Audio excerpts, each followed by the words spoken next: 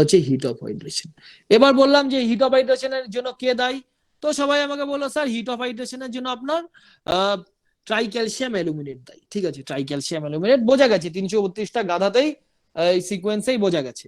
তো কোশ্চেনটা কি বলেছে, the heat of hydration of cement can be reduced, hit of hydration কমাতে হবে, কিভাবে কমাবো? ঠিক আছে, তাহলে একটাই উপায়, ট্রাইক্যালসিয়াম অ্যালুমিনেট কমিয়ে দেওয়া, ট্রাইক্যালসিয়াম অ্যালুমিনেট কমিয়ে দেওয়া, এই হচ্ছে মূল উপায়। তাহলে reducing the concentration of tricalcium aluminate, এই হলে হয়ে যেত আমার অ্যান্সার। ঠিক আছে, কিন্তু এখানে শুধু ট্রাইক্যালসিয়াম অ্যালুমিনেট দিয়ে দেওয়া নেই, এখানে দেখো অপশনে প্রথম অপশনটাই পড়ি, লেখা আছে reducing the proportion of tricalcium aluminate and tricalcium silicate.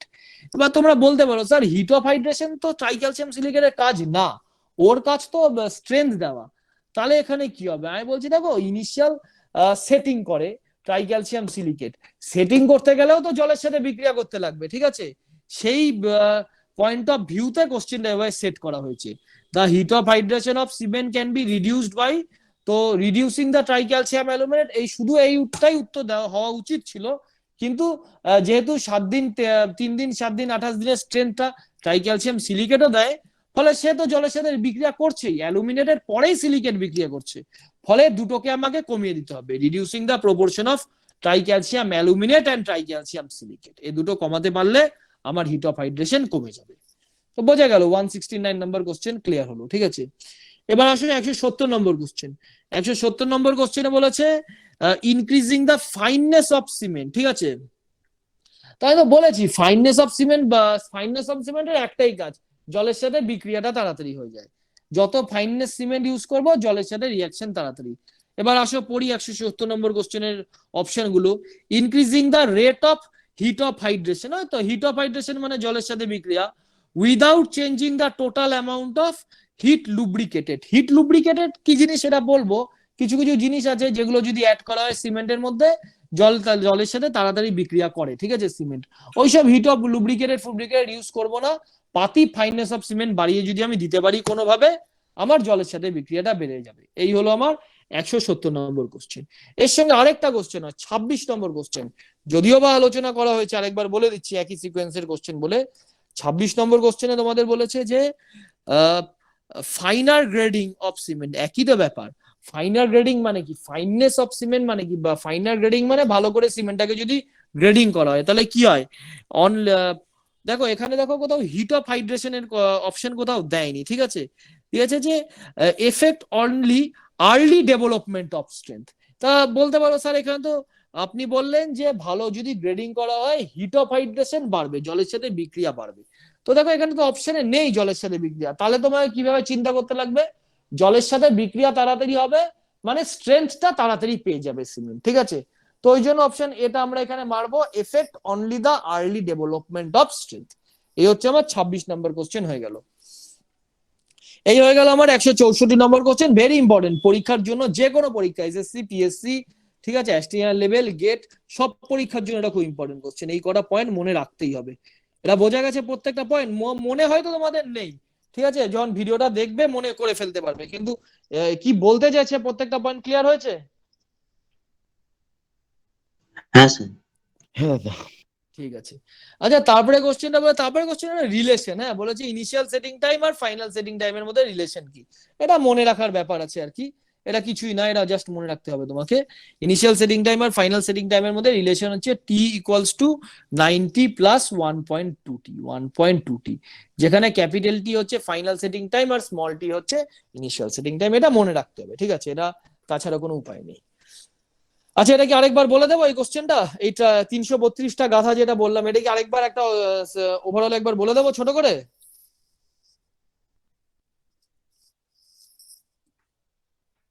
দাদা এটা নিয়ে ডাব্লিউবি হেলথ একটা কোশ্চেন এসেছিল মানে এই রিলেটেডই, বলো। বলবো ওটা একটু? হ্যাঁ বলো বলো। ওটা এসেছিল যে একটা কংক্রিট 28 দিনে যতটা স্ট্রেংথ গেইন আচ্ছা করছে, শোনো, এক কাজ আর করো, ও তুমি কোশ্চেন পাঠাও আমাকে, তুমি কি কোশ্চেন বলবে তোমার মুখ থেকে কি বেরোবে, কারণ তোমার কাছে তো কপি, ওরকম বললে যদি কোশ্চেন থাকে তাহলে বলো, অথবা কোশ্চেনটা পাঠাও, আমি অ্যান্সার পড়ার পরে দিয়ে দেবো। ঠিক আছে, তুমি আগে কোশ্চেনটা, পার্টিকুলার ওটা কোশ্চেনটা আমি পড়তে চাই। হ্যাঁ ঠিক আছে। পার্টিকুলার কোশ্চেনটা না পড়লে আমি ভাষাটা কি করে বুঝবো না কোশ্চেনের। এবার আসো, ঠিক আছে, তাহলে এখান দিয়ে তোমার কি কি মনে রাখতে হচ্ছে, 332টা গাধা এই সিকোয়েন্সটা মনে রাখতে হচ্ছে ফার্স্ট। দ্বিতীয়, এদের কাজগুলো মনে রাখতে হচ্ছে initial setting, initial hardening, final hardening. Initial setting মানে কি, জাস্ট জলের সাথে রিয়াকশন, এটা 2 নম্বর মনে রাখতে হচ্ছে। 3 নম্বর তোমাকে মনে রাখছে হিট অফ হাইড্রেশনের সিকোয়েন্সটা, মানে জলের সাথে রিয়াকশন কে সবার আগে দেয়। 4 নম্বর তোমাকে মনে রাখছে ফাইনাল গ্রেডিং বা ফাইনেস অফ সিমেন্ট। এই কটা জায়গা মনে রাখলে হয়ে যাবে, ঠিক আছে। চলো এরপরে কোশ্চেন। এবার আসছে 165 বার 166, এবার আসছে 167 নম্বর কোশ্চেন। বলেছে 167 নম্বর কোশ্চেনে, the amount of gypsum required to be added. আচ্ছা, এটা খুব ভালো কোশ্চেন, অনেকগুলো পরীক্ষার সমাধান এই কোশ্চেনের মাধ্যমে হবে, ঠিক আছে। আগে গল্পটা শোনো আমার কাছে, প্রত্যেকটা কোশ্চেনের অ্যান্সার তারপর নিজেরা দেবে। দেখো, initial setting time related question, বহুবার বলেছি, আরেকবার বলে দিচ্ছি। ইনিশিয়াল সেটিং টাইম হচ্ছে 30 মিনিট হচ্ছে সিমেন্ট, এটা সবাই হাত তুলে দিল, স্যার এটা জানি। ইনিশিয়াল সেটিং টাইম অফ সিমেন্টের কত, 30 মিনিট, ঠিক আছে। সিমেন্টের ইনিশিয়াল সেটিং টাইম 30 মিনিট। দুটো টার্ম আছে, একটা হচ্ছে অ্যাক্সিলারেটর, একটা রিটার্ডার। আচ্ছা, জিনিসটা আমি অন্যভাবে একটু বলবো, ঠিক আছে। ধরো আমি ইনিশিয়াল সেটিং টাইমটাকে একটু কল্পনা করো যে আমি আমার অফিস থেকে বাড়ি যাচ্ছি, আমার 30 মিনিট সময় লাগে, ঠিক আছে। এটা হচ্ছে আমার ইনিশিয়াল সেটিং টাইম। এটা গল্পটা বলি, গল্পটা মনে রাখতে সুবিধা হবে। তো এবার বাইকে করে যাচ্ছি, এবার অ্যাক্সেলারেটর টিপলাম মানে কি, ফাস্ট করলাম, বাইকটা ফাস্ট চালালাম, অ্যাক্সেলারেটর টিপলাম। তাহলে আমার যেটা 30 মিনিটের রাস্তা, আমি কত মিনিটে পৌঁছাবো, 25 মিনিটে পৌঁছাবো। দেখো, অ্যাক্সেলারেটরের নিচে 25 লিখে রেখেছি, ঠিক আছে। আর রিটার্ডার, রিটার্ডার মানে রাস্তায় জ্যাম ফ্যাম হয়ে গেল, রিটার্ড হয়ে গেল আমার টাইম, রিটার্ড হয়ে গেল। তাহলে আমি কতক্ষণে পৌঁছাবো, 35 মিনিটে পৌঁছাবো। জাস্ট আমি উদাহরণ দিচ্ছি এটা, ঠিক আছে। তাহলে অ্যাক্সিলারেটর মানে কি, অ্যাক্সিলারেটর মানে হচ্ছে 30 মিনিটে যে কংক্রিটটা জমতো, সেটা 25 মিনিটে জমছে। এইভাবে মনে রাখতে পারলে, আমার মতো মনে রাখো, বাইক করে অফিস থেকে বাড়ি যেতে 30 মিনিট লাগে, অ্যাক্সিলারেটর টিপলাম, 30 মিনিটের জায়গায় 25 মিনিটে আমি বাড়ি পৌঁছে গেলাম। এটা অ্যাক্সিলারেটর। আর রিটার্ডার মানে রাস্তায় জ্যাম ফ্যাম হলো, 35 মিনিটে পৌঁছলাম। যে কোনো দুভাবে একবার মনে রাখো। আচ্ছা, অ্যাক্সিলারেটর মানে কি, যেটা 30 মিনিটে কংক্রিট জমছে, সেটা 25 মিনিটে জমবে, তাড়াতাড়ি জমবে, ঠিক আছে। যে কোনো দুটো উদাহরণ বললাম, বাইকের উদাহরণ আর সিমেন্টের উদাহরণ, দুটো দিয়ে মনে রাখো। আচ্ছা, এবার অ্যাক্সিলারেটরের নাম আর রিটার্ডারের নাম ভেরি ভেরি ইম্পর্টেন্ট। আচ্ছা, অ্যাক্সিলারেটরের নাম হচ্ছে ক্যালসিয়াম ক্লোরাইড, অ্যাক্সিলারেটরের নাম হচ্ছে ক্যালসিয়াম ক্লোরাইড, এটা তোমাকে জানতে হবে। আমি কি করে মনে রেখেছি, এরপর কি আসে, সি আসে। অ্যাক্সিলারেটরের স্পেলিংটা কি, ACCE, এরপর কি আসে, সি আসে। তাহলে হচ্ছে অ্যাক্সিলারেটরের নাম হচ্ছে, এরপরে সি আসে, এই সিটা হলো ক্যালসিয়াম। তারপরে দেখো আরেকটা সি আসে, ACCE, তারপরের নামটা হলো ক্লোরাইড। আমি এইভাবে মনে রেখেছি, অ্যাক্সিলারেটর হচ্ছে calcium chloride, A for accelerator, C for calcium, আরেকটা সি ফর ক্লোরাইড। অ্যাক্সিলারেটরের উদাহরণ হচ্ছে ক্যালসিয়াম ক্লোরাইড। আর রিটার্ডারের উদাহরণ কি, ক্যালসিয়াম সালফেট। ওই ক্যালসিয়াম নামটা তো মনে থাকবে, এখানে সালফার হয়, ক্যালসিয়াম। এ দুটো নাম তোমাকে জানতে হবে। আচ্ছা, অ্যাক্সিলারেটরই হোক আর রিটার্ডারই হোক, এটা আমি কিসে কিসে ইউজ করতে পারি, এটা আমি প্লেন সিমেন্টের ক্ষেত্রে ইউজ করতে পারি, RCCর ক্ষেত্রে ইউজ করতে পারি। এই দুটোর ক্ষেত্রে শুধুমাত্র কিন্তু ইউজ করতে পারি। প্রিকাস্ট কংক্রিট বা প্রিস্ট্রেস কংক্রিটের ক্ষেত্রে কিন্তু আমরা অ্যাক্সিলারেটর বা রিটার্ডার ইউজ করতে পারি না। এবার দেখো, ক্যালসিয়াম সালফেট বললাম রিটার্ডারের নাম, ঠিক আছে। তো ক্যালসিয়াম সালফেট হচ্ছে সায়েন্সের নাম, এর বাজারি নাম হচ্ছে জিপসাম। যেমন ডাক নাম আর ভালো নাম দুটো থাকে, এর ভালো নাম হচ্ছে ক্যালসিয়াম ক্লোরাইড, আর ডাক নাম হচ্ছে জিপসাম। এর ডাক নামেই আমরা একে চিনি, জিপসাম হচ্ছে রিটার্ডার, ঠিক আছে। এটা হলো। আচ্ছা, এবার আমাকে একজন প্রশ্ন করলো, স্যার একটা জিনিস আপনি বলেন তো, রিটার্ডার বা অ্যাক্সিলারেটর ব্যাপারটা কি, ব্যাপারটা আমি ভালো করে বুঝলাম না।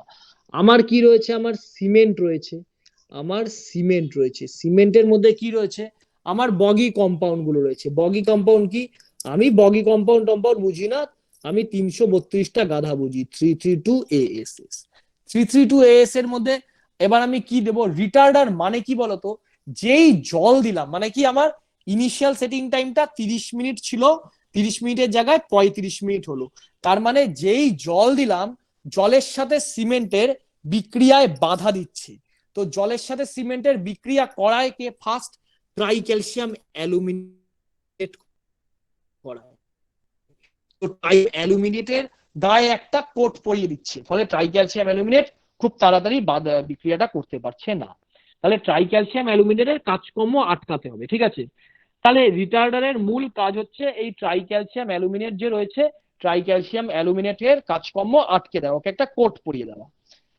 তাহলে রিটার্ডার এর কাজ কি, কিসের কোন কোন এলিমেন্টের কর্মপ্রণালীতে বিঘ্ন ঘটানো? একটা হচ্ছে ট্রাইক্যালসিয়াম অ্যালুমিনেট আর অ্যালকালি। অ্যালকালি বলেও একটা মৌল রয়েছে, এটা খুব কম পরিমাণে থাকে, মেনলি হচ্ছে ট্রাইক্যালসিয়াম অ্যালুমিনেট। এই হলো তিনটে পয়েন্ট। আমার চতুর্থ পয়েন্ট কি, দেখো জিপসাম বললাম, এটা হচ্ছে ক্যালসিয়াম সালফেটের আমার চলতি নাম হচ্ছে জিপসাম। এবার আমরা তো আর জিপসাম টিপসাম খুব কম ইউজ করি, চিনি দিয়ে দেয় অনেকেই, চিনি গোলা জল দিয়ে দেয় কংক্রিটিং এর সময়, যদিও ওগুলো উচিত না। তো দেখো চিনি গোলা জল যদি দিই, সুগার যদি দিয়ে দিই, তাহলে 4 ঘন্টা আটকে যাবে। এখানে কত, এখানে আমি কি উদাহরণ দিয়েছি, 30 মিনিটের জায়গায় 35 মিনিটে জমলো কিন্তু, ঠিক আছে। আর আমি যদি সুগার দিয়ে দিই, তাহলে 4 ঘন্টা, 30 মিনিট, 30 মিনিট প্লাস 60 × 4, মানে 4×6 = 24, 30 মিনিট প্লাস 240 মিনিট, তার মানে 270 মিনিটে জমবে, 270 মিনিটে জমবে।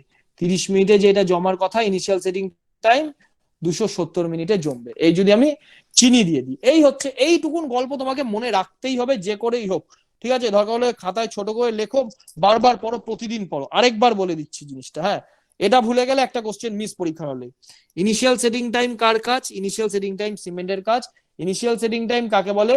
সিমেন্ট যে ইনিশিয়ালি, যে আমরা টেস্ট তো ভাই পড়িয়েছি, ঠিক আছে। ইনিশিয়াল সেটিং টাইম মানে যেটুকুন সময় সিমেন্টের মধ্যে প্লাস্টিক নেচারটা রয়েছে, ইনিশিয়াল সেটিং টাইম ক্রস করে গেলে সিমেন্টকে যেই পাত্রের মধ্যে রাখবে, সেই পাত্রের শেপ কিন্তু আর সিমেন্ট নেয় না, ঠিক আছে।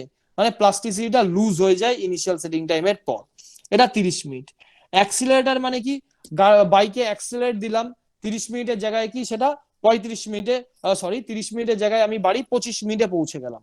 তাহলে অ্যাক্সিলারেটর মানে কি, অ্যাক্সিলারেটরের কাজ হচ্ছে সিমেন্টের যে জম ছিল 30 মিনিটে, সেই কাজটাকে তাড়াতাড়ি করিয়ে দেয়। এই হয়ে গেল অ্যাক্সিলারেটরের প্রথম পয়েন্ট। দ্বিতীয় পয়েন্ট, অ্যাক্সিলারেটর চলতি উদাহরণ কি, ACC, A for accelerator, CC for কি, C for calcium, C for chloride, নামটাও মনে রাখলাম। এটা কোথায় কোথায় ইউজ করি, এটা প্লেন কংক্রিটে ইউজ করি আর আরসিসি তে ইউজ করি, কখনোই প্রিস্ট্রেসে ইউজ করি না। এই হয়ে গেল আমার অ্যাক্সিলারেটর। আবার রিটার্ডার কি, রিটার্ডারের কাজ হচ্ছে তাহলে কি, রাস্তায় জ্যাম ফ্যাম হলো, ওটা হচ্ছে রিটার্ডার, 30 মিনিটের জায়গায় 35 মিনিটে হলো, তাহলে 35 মিনিট, মানে টাইমটা বাড়লো। রিটার্ডারের ভালো নাম কি, ক্যালসিয়াম সালফেট হচ্ছে রিটার্ডারের ভালো নাম, আর ডাক নাম কি, জিপসাম, ঠিক আছে, এটাও বুঝলাম। রিটার্ডারের কাজ কি, জলের সাথে সিমেন্টের বিক্রিয়াকে যাতে না হয়, জলের সাথে যাতে সিমেন্টের বগি কম্পাউন্ড গুলোর বিক্রিয়া তাড়াতাড়ি না হয়, তাকে বাধা দেওয়া। তার মানে কি, কে করে, ট্রাইক্যালসিয়াম অ্যালুমিনেট করে। ট্রাইক্যালসিয়াম অ্যালুমিনেট কোট পরিয়ে দিল, ঠিক আছে, ফলে ট্রাইক্যালসিয়াম অ্যালুমিনেট অত স্মুথলি কাজ করতে পারলো না। তো এই যে জানলাম ট্রাইক্যালসিয়াম অ্যালুমিনেট আর অ্যালকালি, এই হচ্ছে মূল, এই দুটোকে অ্যারেস্ট করা হচ্ছে রিটার্ডারের কাজ। আর চিনি যদি দিয়ে দিই, তাহলে রিটার্ডার হচ্ছে 4 ঘন্টা এর দেরি হয়ে যায়, ঠিক আছে। বোঝা গেছে ভালো করে? বুঝতে পেরেছো পয়েন্টগুলো? এটুকুন তোমাকে জানতেই লাগবে, কিন্তু পিএসসি তে বসতে গেলে এইটুকুন গল্প তোমাকে ভুলে গেলে চলবে না। বলো আমাকে, যদি ভুলে যাও বলো, তাহলে বলো সবচেয়ে ইম্পর্টেন্ট জায়গা আজকের পড়া।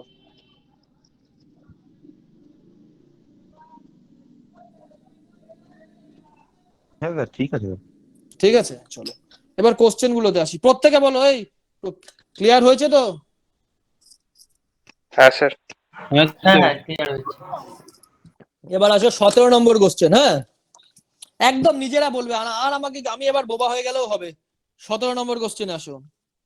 17 নম্বর কোশ্চেনে বলেছে admixture which is causes early setting and hardening. Early setting, early setting, setting কি ছিল, 30 মিনিট ছিল, আর্লি মানে 25 মিনিটে সেটিং করব, কি দেবো, অ্যাক্সিলারেটর না রিটার্ডার, বলো। অ্যাক্সিলারেটর দেবো। এবার আসো 18 নম্বর কোশ্চেনে, the commonly use admixture which prolongate the setting time. Prolongate মানে কি, বাড়ানো, তো প্রলংগেট মানে কি 30 মিনিটের জায়গাতে 35 মিনিটে করব, কি দিয়ে করব, জিপসাম। জিপসাম দিয়ে। জিপসাম দিয়ে করব। ব্যাস, দুটো কোশ্চেন ক্লিয়ার, বোঝানো গেছে তোমাদের। হ্যাঁ, আরো দেখি কি কোশ্চেন আছে, 193 আর 197। 193 নম্বর কোশ্চেনে কি বলেছে, 193 কোশ্চেন বলেছে যে the Indian standard recommended to use of calcium chloride as accelerating agent। তাহলে ক্যালসিয়াম ক্লোরাইড কিসে কিসে ইউজ হয়, এটা বললামই, প্লেন সিমেন্টের ক্ষেত্রে আর আরসিসির ক্ষেত্রে ইউজ হয়, প্রিস্ট্রেস কংক্রিটের ক্ষেত্রে ইউজ হয় না। তো এখানে দেখো প্রিস্টেস কংক্রিট যেগুলো অপশন গুলো আছে ওগুলো কেটে দাও। দেখো অপশন সি তে রয়েছে প্লেন এন্ড প্রিস্টেস কংক্রিট, কেটে দাও। অপশন ডি তে রয়েছে plain RCC and prestressed concrete, কেটে দাও, সিডি কেটে গেল। প্লেন সিমেন্ট কংক্রিট অনলি হয় না, ওই আরসিসি হয়। অপশন বি তে দেখো প্লেন আর আরসিসি দুটোই আছে। ক্লিয়ার হলো? হ্যাঁ স্যার। এবার আসো বিল্ডিং বিএমসির 83 নম্বর কোশ্চেন আর 87 নম্বর কোশ্চেন, এই দুটোও কিন্তু এই রিলেটেড কোশ্চেন। চলো বিএমসি তে যাই। বিএমসি 83 আর 87, বলো একজন কোশ্চেনটা পড়ো 83 আর 87।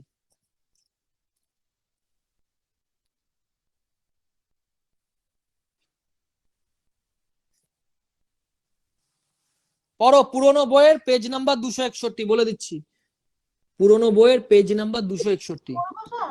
হ্যাঁ পড়ো। The most common admixture which is used to accelerate the initial state of concrete is.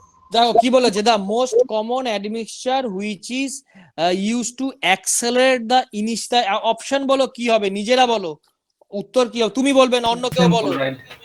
হ্যাঁ B sir. Calcium chloride. Calcium chloride, ঠিক আছে। আর আসো হচ্ছে কোশ্চেন নাম্বার 87। কোশ্চেন নাম্বার 87 বলছে দ্য মোস্ট কমনলি রিটার্ডার, এটা কি, এটা হচ্ছে অ্যাক্সেলারেটর। আর রিটার্ড কমনলি রিটার্ডার কি আমার, কমনলি তো জিপসাম। অপশন এ তে দেখো লেখা আছে জিপসাম, ঠিক আছে। চলো এরপরে আসো, এবার আমরা গেলাম, এবার আমরা আসবো 169 নাম্বার কোশ্চেন। 169টা কি বলেছে, এটা হয়ে গেছে বাকি 167টা হয়নি অ্যাকচুয়ালি। 167 নাম্বার কোশ্চেনটা আমার চলছিল, ঠিক আছে।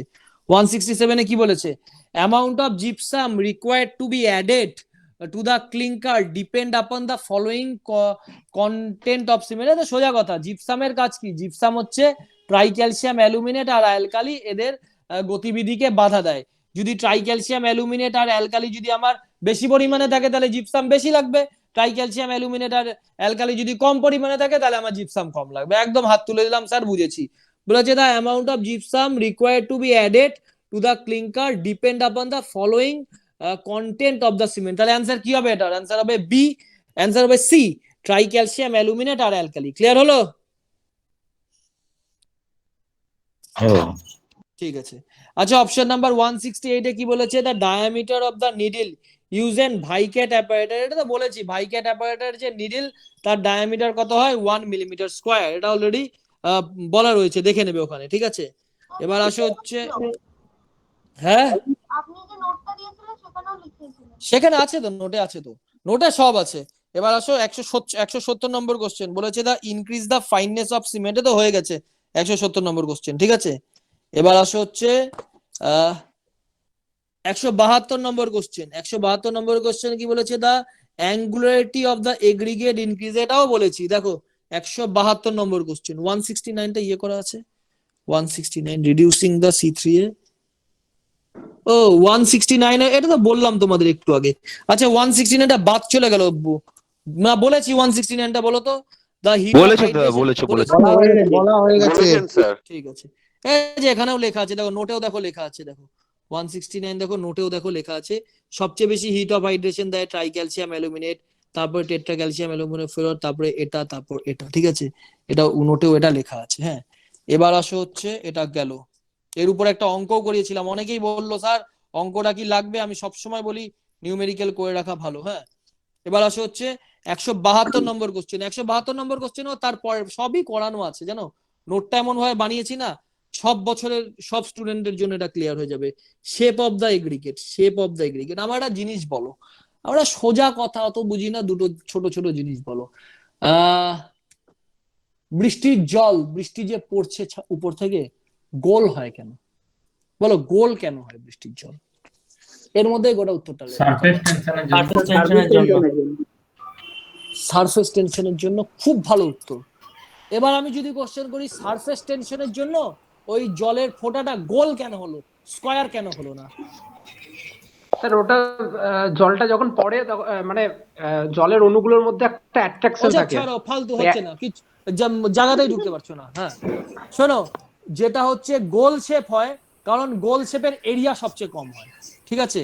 গোল শেপের এরিয়া ওটা রাউন্ড হয়, জলের ফোঁটাটা রাউন্ড হয়, কারণ রাউন্ড যদি হয় তাহলে তার এরিয়া, এরিয়া কি জিনিস? এরিয়া আরেকটু ভালো করে বলতে গেলে তার সারফেস এরিয়া, তার সারফেস এরিয়া কম হয়। তাহলে এটুকুন বুঝলাম। এই মাইক কার খোলা আছে ভাই? এই সৌরভ পাল, মাইকটা বন্ধ করো। আচ্ছা, রাউন্ডেড হলে তার হচ্ছে সারফেস এরিয়া কম হয়, এটুকুন আমরা বুঝতে পারলাম যে রাউন্ডেড যদি কোনো জলের ফোঁটাটা রাউন্ড কেন হয়, তার সারফেস এরিয়া কম হয়। সারফেস এরিয়া কম হলে সুবিধা কি? সারফেস টেনশনটা কম হয়, বুঝছো? বেশি সারফেস টেনশন দিয়ে কি লাভ? আমার সারফেস এরিয়া কমিয়ে দিলাম, রাউন্ড করে দিলাম, ফলে আমার জলের ফোঁটাটা সারফেস এরিয়া কমে গেল, তাহলে আমার অল্প সারফেস টেনশন দিলেই কাজ করলো। ঠিক আছে, বুঝতে পারলাম। তাহলে রাউন্ড হলে তার সারফেস এরিয়া কমে। আচ্ছা, এবার আমাকে বলো তো, একটা সিমেন্টের একটা পেস্ট মাখিয়েছি, তার মধ্যে জল দিলাম হচ্ছে একটা সার্টেন পরিমাণে একটা জল দিলাম। এবার তাতে আমি ধরো আমি ওয়ার্কিবিলিটির পয়েন্ট চিন্তা করব, স্ট্রেংথ প্যারামিটার আমি চিন্তা করব না। আমি কি বললাম? আমি স্ট্রেংথ প্যারামিটার চিন্তা করব না। দুটো প্যারামিটার তো, একটা আমার স্ট্রেংথ প্যারামিটার আর একটা আমার ওয়ার্কিবিলিটি প্যারামিটার। আমি স্ট্রেংথ প্যারামিটার যদি চিন্তা করি, তাহলে আমাকে এখানে বললো স্যার স্ট্রেংথ প্যারামিটার যদি আপনি চিন্তা করেন, আপনি তো বলছেন ফ্লেকি দিতে ভালো। হ্যাঁ, স্ট্রেংথ প্যারামিটার দিলে আমার ফ্লেকি সবচেয়ে ভালো। আমি কোশ্চেনের আজকে প্রথমেই আমি বলে দিয়েছি, ঠিক আছে? তো ফ্লেকি হতে পারে, বা ফ্লেকি বললাম, একটু ভুল বললাম, ফ্লেকি কথাটা না, অ্যাঙ্গুলার। স্ট্রেংথ প্যারামিটারের জন্য আমার, কোথায় গেল পেন, লেখা পড়ছে না কেন? স্ট্রেংথ প্যারামিটারের জন্য আমার অ্যাঙ্গুলার আমার সবচেয়ে ভালো, অ্যাঙ্গুলার আমার ভালো। তা ওয়ার্কিবিলিটির জন্য কি ভালো? যত আমার সারফেস এরিয়া কম হবে না ভাই, যত আমার সারফেস এরিয়া কম হবে, আমার তো জলের পরিমাণটা কনস্ট্যান্ট, তাহলে সারফেস এরিয়া যত কম হবে তাকে তো ভেজানো যাবে। সারফেস এরিয়া যদি কম হয়, জল যদি ঠিকঠাক পরিমাণ কনস্ট্যান্ট থাকে, সারফেস এরিয়া কম হলে তাকে তো লুব্রিকেট করা যাবে ভালো করে, তাহলে আমার ওয়ার্কিবিলিটিটা কিন্তু বাড়বে। আমার workability is proportionate to surface area, workability is proportionate to surface area. আমার সারফেস এরিয়া যত কম হবে, মানে 2 কিলো পাথর আর 5 কিলো পাথরের মধ্যে সারফেস এরিয়া কার বেশি? 5 কিলো পাথরের বেশি। 5 কিলো পাথরকে 5 কিলো জল দিয়ে মাখাতে সুবিধা হবে, একটা সার্টেন পরিমাণ জল দিয়ে মাখাতে সুবিধা হবে, না পাথরের পরিমাণ কম হয়ে গেলে তাকে মাখাতে সুবিধা হবে? সবাই বলবে স্যার পাথরের পরিমাণ কম হয়ে গেলে মাখাতে সুবিধা হবে। আমি বললাম এখানে পাথরের পরিমাণ আমি আনলাম না, আমি আনলাম সারফেস এরিয়া। 2 কিলো পাথর আর 5 কিলো পাথরের আমি সারফেস এরিয়া আনলাম। আমি একটা কনক্লুশনে আসলাম যে স্যার তাহলে সারফেস এরিয়া কম হলে আমার সেটাকে ভেজাতে সুবিধা হবে। তাহলে ভাই একটা জিনিস বলো তো, ভেজাতে সুবিধা হবে মানে তার ওয়ার্কিবিলিটি বেশি হবে। এই পয়েন্টটা পেয়ে গেলাম। এবার দেখো আমি কি লিখেছি, নোটটাতে আসো।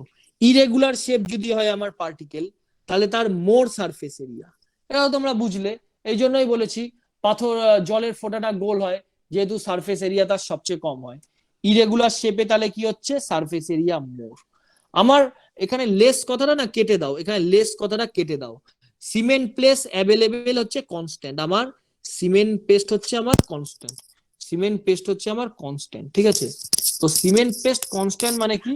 তার মধ্যে হচ্ছে ওয়ার্কিবিলিটি তাহলে কমে যাবে। তো সিমেন্ট পেস্ট তো আমার কনস্ট্যান্ট, যদি আমি সারফেস এরিয়া যদি আমার বেড়ে যায়, তাহলে তো আমার ওয়ার্কিবিলিটি আমার কমে যাবে। বোঝা গেল কথাটা, না আরেকবার বলতে হবে? বলো,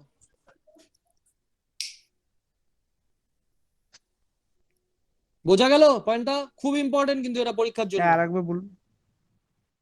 আরেকবার বলছি। আচ্ছা দেখো, এই দুটো আমি আরেকবার পুরো ব্যাপারটা বলছি, কেন বুঝতে পারছো না এটা? তার মানে আমি বারবার বলেছি যে পড়ে বসো, একদিন পড়া পিছালাম, পড়ে বসো চেঁচিয়ে। দেখো, আমার যখন ইরেগুলার শেপ যখন হবে তার সারফেস এরিয়া বেশি হবে, এটা তো আমি বুঝলাম।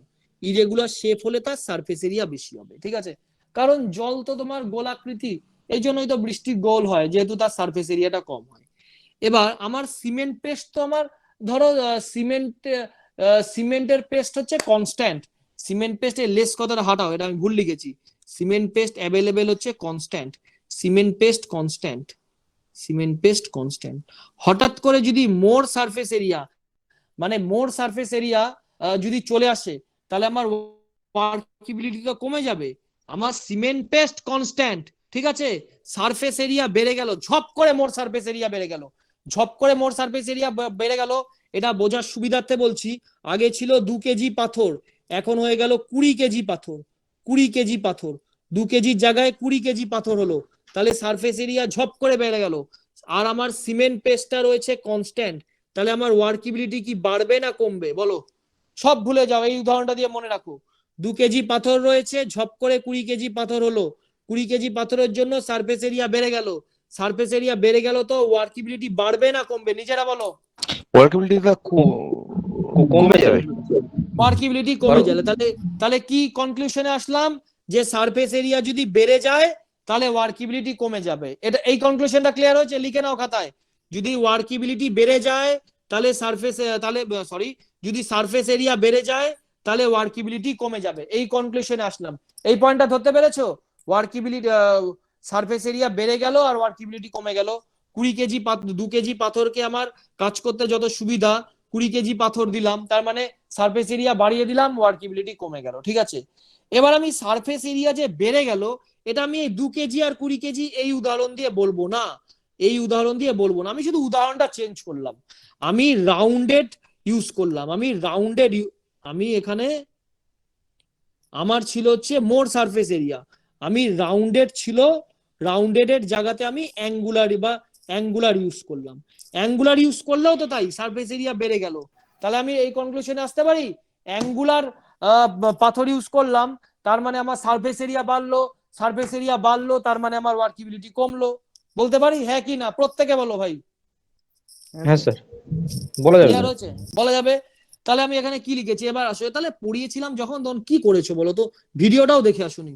বলে যে শেপ অফ দ্য এগ্রিগেট, তো কি লিখেছি এখানে, for rounded particle less surface is to be lubricated, বা সারফেস এরিয়া কম, তাই তো ব্যাপার, রাউন্ডেড তো সারফেস এরিয়া কম, therefore more amount of cement paste is available for workability, আসি ওয়ার্কিবিলিটি ইনক্রিজ। তাহলে রাউন্ডেড হলো, তাহলে আমার ওয়ার্কিবিলিটি আমার কি হলো, ইনক্রিজ হলো। বোঝা গেছে এবার? হ্যাঁ স্যার। ঠিক আছে, ঠিক আছে। তাহলে আমরা এবার কোশ্চেন আসি। কোশ্চেনে কি বলেছে বলো, দা অ্যাঙ্গুলারিটি অফ এগ্রিগেট ইনক্রিজ, মানে অ্যাঙ্গুলারিটি যদি বাড়াই কি হবে, অপশন কি হবে, ওয়ার্কিবিলিটি বাড়বে না কমবে? কমবে দাদা। অপশন হবে ডি। তাহলে হয়ে গেল 172 নম্বর কোশ্চেন। ঠিক আছে, এবার আসো 173 নম্বর কোশ্চেনে আসি। 173 নম্বর একটু তাড়াতাড়ি বলি, ঠিক আছে, অনেক টাইম চলে যাচ্ছে, ধীরে ধীরে বলা হচ্ছে। দেখো ধীরে ধীরে ছেড়ে উপায় নেই, নাহলে বোঝানো যায় না।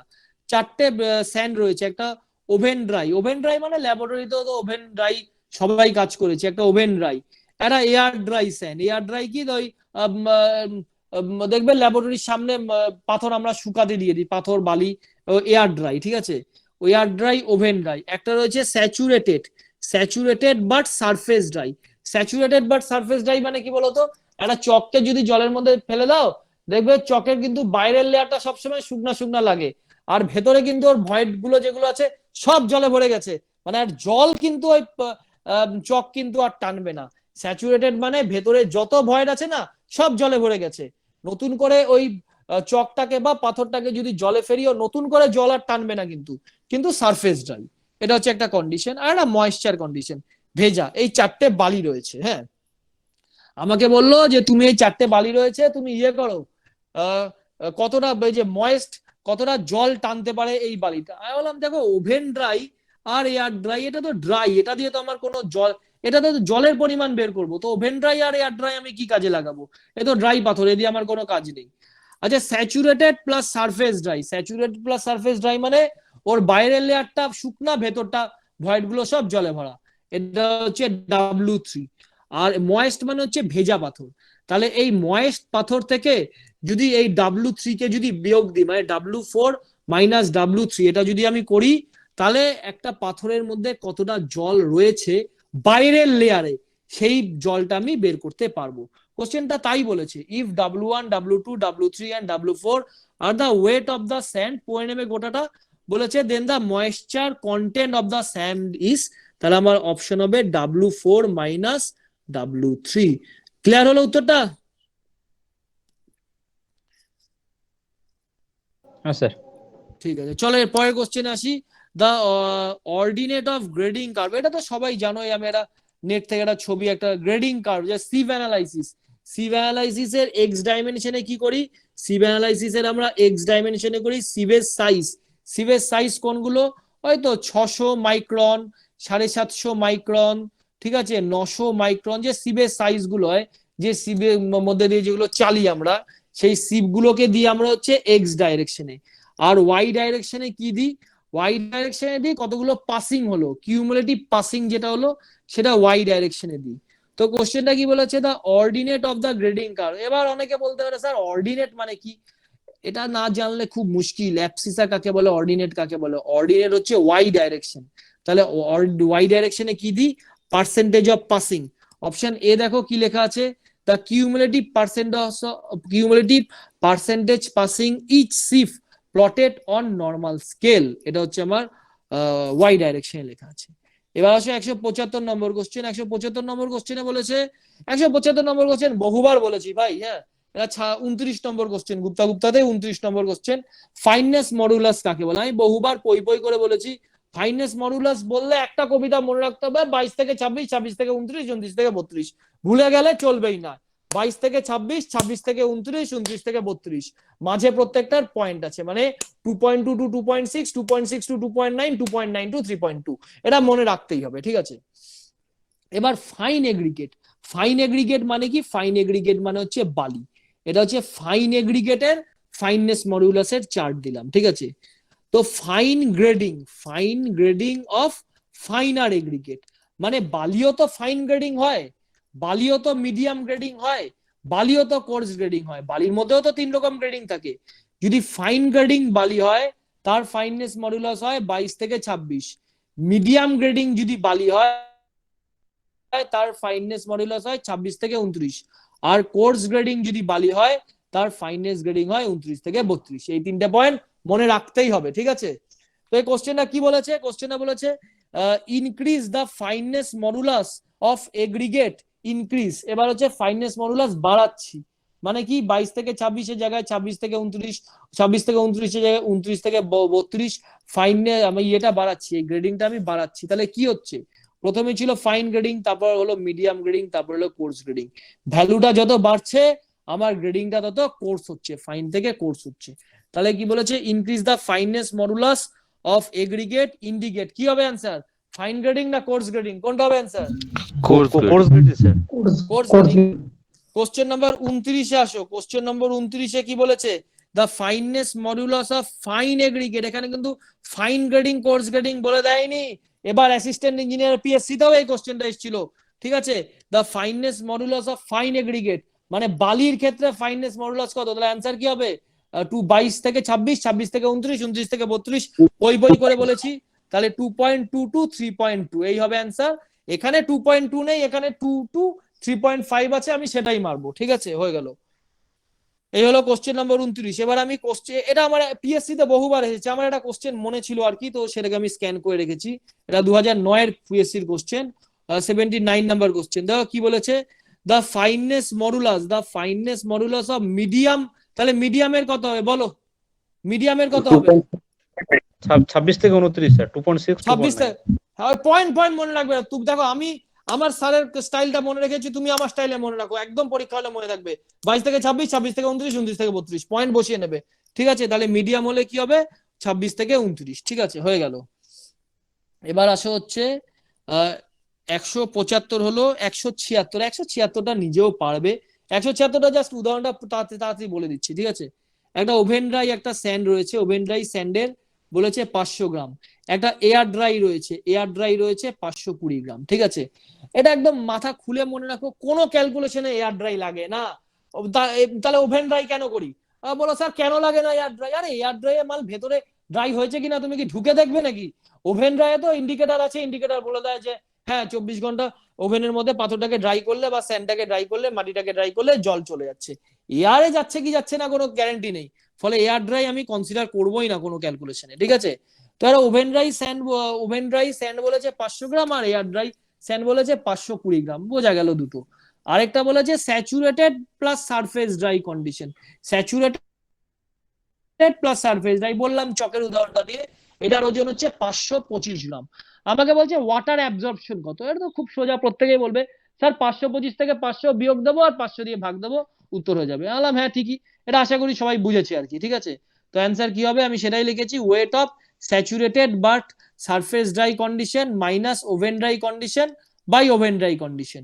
এটা পার্সেন্টেজে অ্যান্সার চেয়েছে, এই জন্য একে 100 দিয়ে গুণ করলাম, একে 100 দিয়ে গুণ করলে আমার আসছে 5%। বোঝা গেছে উত্তরটা কি করে করলাম? হ্যাঁ দাদা।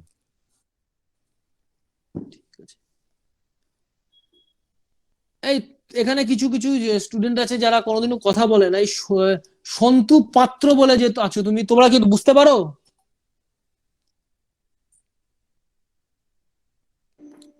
হ্যাঁ স্যার, বুঝতে পারছি।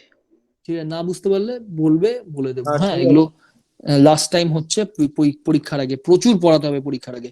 এবার দেখো 177 নম্বর কোশ্চেন, 177 নম্বর কোশ্চেনে দুটো চারটে কথা আগে শোনো। দেখো অলরেডি বলেছি 177 নোটটাকেই বের দিতে হবে, নোটে সব আছে। যে সাউন্ডনেস টেস্ট, সাউন্ডনেস টেস্ট আমি কিসের মাধ্যমে করি, সাউন্ডনেস টেস্টে আমি কি খুঁজি, একটা খুঁজি কি ফ্রি লাইম আর ফ্রি ম্যাগনেসিয়া, এটা নোটে পেলাম ফার্স্ট পাতায়। সাউন্ডনেস টেস্টে দ্বিতীয় পাতায় কি পেলাম, লি চ্যাতেরিয়ারের সাহায্যে কি করি, সাউন্ডনেস অফ লাইম করি, এটা পেলাম দ্বিতীয় নম্বর পাতায়। তৃতীয় নম্বর পাতায় কি পেলাম, আনসাউন্ডনেস ডিউ টু ম্যাগনেসিয়া, এটা কিসের সাহায্যে মাপি, অটোক্লেভের সাহায্যে মাপি। এবার কি লেখা আছে, this test is sensitive for both lime and magnesia. তাহলে অটোক্লেভ কি হলো, অটোক্লেভের সাথে লাইমের জন্য যদি আমার কংক্রিটটা আনসাউন্ডনেস হয় সেটাও মাপতে পারি, আর যদি ম্যাগনেসিয়ার জন্য যদি হয় সেটাও মাপতে পারি। অটোক্লেভের সাহায্যে দুটোই মাপতে পারি, কিন্তু তোমার ইয়ের সাহায্যে ল্যাচেতেরিয়ারের সাহায্যে বা লি চেতেলিয়ারের সাহায্যে শুধুমাত্র লাইম মাপতে পারি, ম্যাগনেসিয়ার কোনো ব্যাপারই ওখানে নেই। আর আনসাউন্ডনেস কি জিনিস, খুব ছোট গল্প শুনে রাখো, আজকে ঢালাই করলাম, ঠিক আছে, খুব রোদের দিন, যতগুলো সিমেন্টের কণা রয়েছে সবকটা জলের সম্মুখে জলের সাথে রিয়াকশন করতে পারলো না, কিছু বেঁচে থেকে গেল, 6 মাস পর বৃষ্টি হলো, 6 মাস পর বৃষ্টি হয়ে যেই সিমেন্টের কণাগুলো জলের সাথে রিয়াকশন করেনি ওগুলো বৃষ্টির জলের সাথে রিয়াকশন করলো, সেই সিমেন্টের কণাগুলো বৃষ্টির জলের সাথে রিয়াকশন করলো, ফলে ভলিউম ভট করে ইনক্রিজ হয়ে গেল, ওই ভলিউম ইনক্রিজ করে যাওয়ার জন্য আমার স্ট্রাকচারটা ক্র্যাক করে গেল। এই হচ্ছে আনসাউন্ডনেস এর গল্প। লাইম ম্যাগনেসিয়া দুটোর পরিমাণই বেশি থাকা যাবে না, এই হচ্ছে আনসাউন্ডনেস, খুব ইম্পর্টেন্ট প্রপার্টি একটা। তো 177 নম্বর কোশ্চেনে বলেছে যে সাউন্ডনেস টেস্ট অফ সিমেন্ট বাই লি চেতেলিয়া, তা লি চেতেলিয়া কি করি, ফ্রি ম্যাগনেসিয়াটা খুঁজি আর কি, ঠিক আছে, হয়ে গেল 177 নম্বর কোশ্চেন। এবার 178 নম্বর কোশ্চেন আসো। 178 নম্বর কোশ্চেন দেখো কতগুলো আমি পয়েন্ট করে রেখেছি, যে ম্যাগনেসিয়া কত পার্সেন্ট থাকতে পারে, 6% থাকতে পারে। সালফেট কত পার্সেন্ট থাকতে পারে, সালফেট থাকতে পারে 4%। ক্লোরাইড কত পার্সেন্ট থাকতে পারে, ক্লোরাইড থাকতে পারে 0.6%। মনে রাখতেই হবে 6, 5, 6, 4, 0.6, আমিও মনে রেখেছি, তুমিও মনে রাখো 6, 4, 0.6, ম্যাগনেসিয়া, সালফেট, ক্লোরাইড, বারবার পড়ো, লেখো, মনে থাকে যাবে। আচ্ছা, সালফেট যে 4%, এটা কোথা থেকে পেলাম, এটা হচ্ছে পেজ 20 ক্লজ নম্বর 8.2.5.3, এখানে যাবে, এখান থেকে পেয়ে যাবে। আর ক্লোরাইড যে 0.6%, এটা কোথা থেকে পেলাম, এটা পেলাম পেজ 21 টেবিল নাম্বার 7, এই দুটো দেখবে, দুটোতে লেখা আছে, ঠিক আছে, সালফেট আর ক্লোরাইডের পরিমাণটা। তাহলে এখানে পার্টিকুলার কোশ্চেনে কি বলেছে, maximum permissible limit of magnesia, তাহলে ম্যাগনেসিয়া কত থাকে, 6% থাকে, হয়ে গেল। এবার আসো 205 নম্বর কোশ্চেন আর 206 নম্বর কোশ্চেন, দুটো একই লিঙ্কের কোশ্চেন। 205 নম্বর কোশ্চেনে বলেছে যে অ্যাকর্ডিং টু IS 456, এটা 1978 আছে, ঠিক আছে, এটা 1978 আর 2000 একই আছে। তো এখানে বলেছে সালফেট কত, তো অপশন হবে সি, অপশন সি 4%, ঠিক আছে। এবার চলে আসো হচ্ছে 206 নম্বর কোশ্চেন। 206 নম্বর কোশ্চেনে বলেছে according to IS 456 1978 total chloride content, আমি এখানে ক্লোরাইড কন্টেন্ট তোমাদের কত শিখালাম, ক্লোরাইড কন্টেন্ট শিখালাম 0.6%, পেজ 21 টেবিল নাম্বার 7, কিন্তু 1978 এটা ছিল 0.16%। এই গুপ্তার বই অ্যান্সারটা ভুল আছে, ঠিক আছে। 107 নম্বর কোশ্চেনের অ্যান্সার গুপ্তার বই আছে সি, সি এর অ্যান্সার লেখা আছে 0.16, যেটা পুরনো কোড অনুসারে ছিল, এখন নতুন কোড অনুসারে অপশন হবে 0.6%, 0.6%, table number 21, table number 7, page number 21, এটা পেয়ে যাবে। এই হয়ে গেল একটা কোশ্চেন। এবার আসে 169 169 নম্বর কোশ্চেন। 169 নম্বরের কোশ্চেনে কি বলেছে, according to Indian standard the minimum 7-day compressive strength of ordinary Portland cement আর পোর্টল্যান্ড পোজোলানা সিমেন্টের কি হবে? দেখো বারবার পড়তে বলেছিলাম বলে কালকে রোববারে পড়লাম না, ঠিক আছে? কতদূর পড়েছো এবার বলো আমাকে। আজ এই যে লিখেছি পোর্টল্যান্ড পোজোলানা সিমেন্ট, এই উদাহরণটার মধ্যেই পুরোটা আছে। বলো পোজোলানা কি জিনিস? পোজোলানা কি জিনিস? পোজোলানা কি জিনিস? পোর্টল্যান্ড পোজোলানা সিমেন্ট, পোজোলানাটা কি জিনিস? অ্যাশ। পোজোলানাটা যে ছাই, এ দেখো আমি এখানে প্রথমেই লিখে রেখেছি যে পোজোলানা হচ্ছে ফ্লাই অ্যাশ বা রাইস হাস, ঠিক আছে, বা ব্লাস্ট ফার্নেসের স্ল্যাগ। মানে পোজোলানাটা আমি এক কথায় বলতে পারি এমন একটা জিনিস যেটা সিমেন্টের মতন জিনিস নয়, তাছাড়া অন্য কিছু। ছাই, ছাইয়ের কি কোনো স্ট্রেংথ হয়? স্যার ছাইয়ের কোনো স্ট্রেংথ হয় না। উত্তর হলো স্যার ছাইয়ের আবার কি স্ট্রেংথ? তো ছাই দিয়ে বাড়ি বানিয়ে দিতাম, সিমেন্ট লাগতোই না, ঠিক আছে, ছাই যদি স্ট্রেংথ দিতে পারতো। তাহলে কোশ্চেনটা কি বলেছে? ওপিসি আর পিপিসি বা পোর্টল্যান্ড পোজোলানা সিমেন্টের মধ্যে 7 দিনের স্ট্রেংথ কত? আরে ওপিসি আর পিপিসির মধ্যে কি পার্থক্য আছে স্ট্রেংথের দিক দিয়ে? ওপিসি কি কি নিলাম আমি? নিলাম হচ্ছে ওপিসি, ওপিসি আর হচ্ছে পিপিসি, ওপিসি আর পিপিসি। ওপিসির মধ্যে আর পিপিসির মধ্যে এক্সট্রা কি আছে? পিপিসির মধ্যে শুধুমাত্র এক্সট্রা তো অ্যাশ আছে, ছাইটা আছে। সে ছাই তো কোনো স্ট্রেংথই দেয় না, তাহলে ছাইয়ের স্ট্রেংথ আমি কেন মাপবো? তাহলে স্ট্রেংথ যদি আমার প্যারামিটার হয়, স্ট্রেংথ যদি মাপতে হয়, তাহলে আমার 7 দিনের ওপিসির যা স্ট্রেংথ, 7 দিনের আমার পিপিসিরও তাই স্ট্রেংথ। উত্তর কেন দুটোর স্ট্রেংথ? ওপিসি আর পিপিসির মধ্যে পার্থক্য, পিপিসির মধ্যে তো আমি শুধু ছাই মিশাচ্ছি, ছাইয়ের তো কোনো স্ট্রেংথে কন্ট্রিবিউশনই নেই, ফলে দুটোর সেম স্ট্রেংথ। এবার প্রশ্ন হতে পারে স্যার ইচ্ছা মতন ছাই মিশিয়ে দেবেন, 50% ছাই মিশিয়ে দেবেন দাম প্রোডাকশন কস্ট কমানোর জন্য? না, কখনো 50% স্ট্রেংথ কমাতে ছাই মিশাতে পারবো না। আমাকে আইএস কোড বলে দিয়েছে যে তুমি মেশাও ছাই 10 থেকে 15%, এর বেশি ছাই তুমি মেশাতে পারবে না। এর বেশি ছাই যদি তুমি মিশিয়ে দাও, তাহলে ওপিসি আর পিপিসির স্ট্রেংথ যে সমান বলে চেঁচাচ্ছ, আর সমান বলে চেঁচাতে পারবে না। পিপিসি স্ট্রেংথ কমে যাবে, তোমার স্ট্রাকচার ভেঙে যাবে, ঠিক আছে? এই হয়ে গেল ব্যাপার। দেখো এটা আমি নোটে লিখেছি, নোটেও আমি লিখে দিয়েছিলাম এটা, এই যে কতটা ছাই থাকে, 15 থেকে 25%, 15 থেকে 25% এটা ছাই থাকে, এটা আমি এখানে নোটেও তোমাদের লিখে দিয়েছি, ঠিক আছে? তো এবার দেখো তাহলে 179 কি হলো? According to Indian standard the minimum 7-day compressive strength of ordinary Portland cement and Portland pozzolana cement কত? তাহলে দুটোর ক্ষেত্রেই সমান হবে, দুটোর ক্ষেত্রেই 21। আচ্ছা দুটোর ক্ষেত্রে সমান এতটুকুন বুঝলাম যে স্যার দুটোর ক্ষেত্রে সমান, ভ্যালুটা এখনো বুঝিনি। হ্যাঁ, এবার বলতে পারে স্যার দুটোর ক্ষেত্রে সমান, এতে লেখা আছে 15.5 15.5, এ উত্তর হতে পারে। আবার বিতে তো 21 আর 15, সিতে 15 আর 21, আর সিতে 21 আর 21, তাহলে দুটো উত্তর হতে পারে। আমাকে বললো স্যার দুটো উত্তর হতে পারে উত্তরটা। হ্যাঁ দুটো উত্তর হতে পারে, এতটুকুন যা শিখিয়েছি তোমাদের।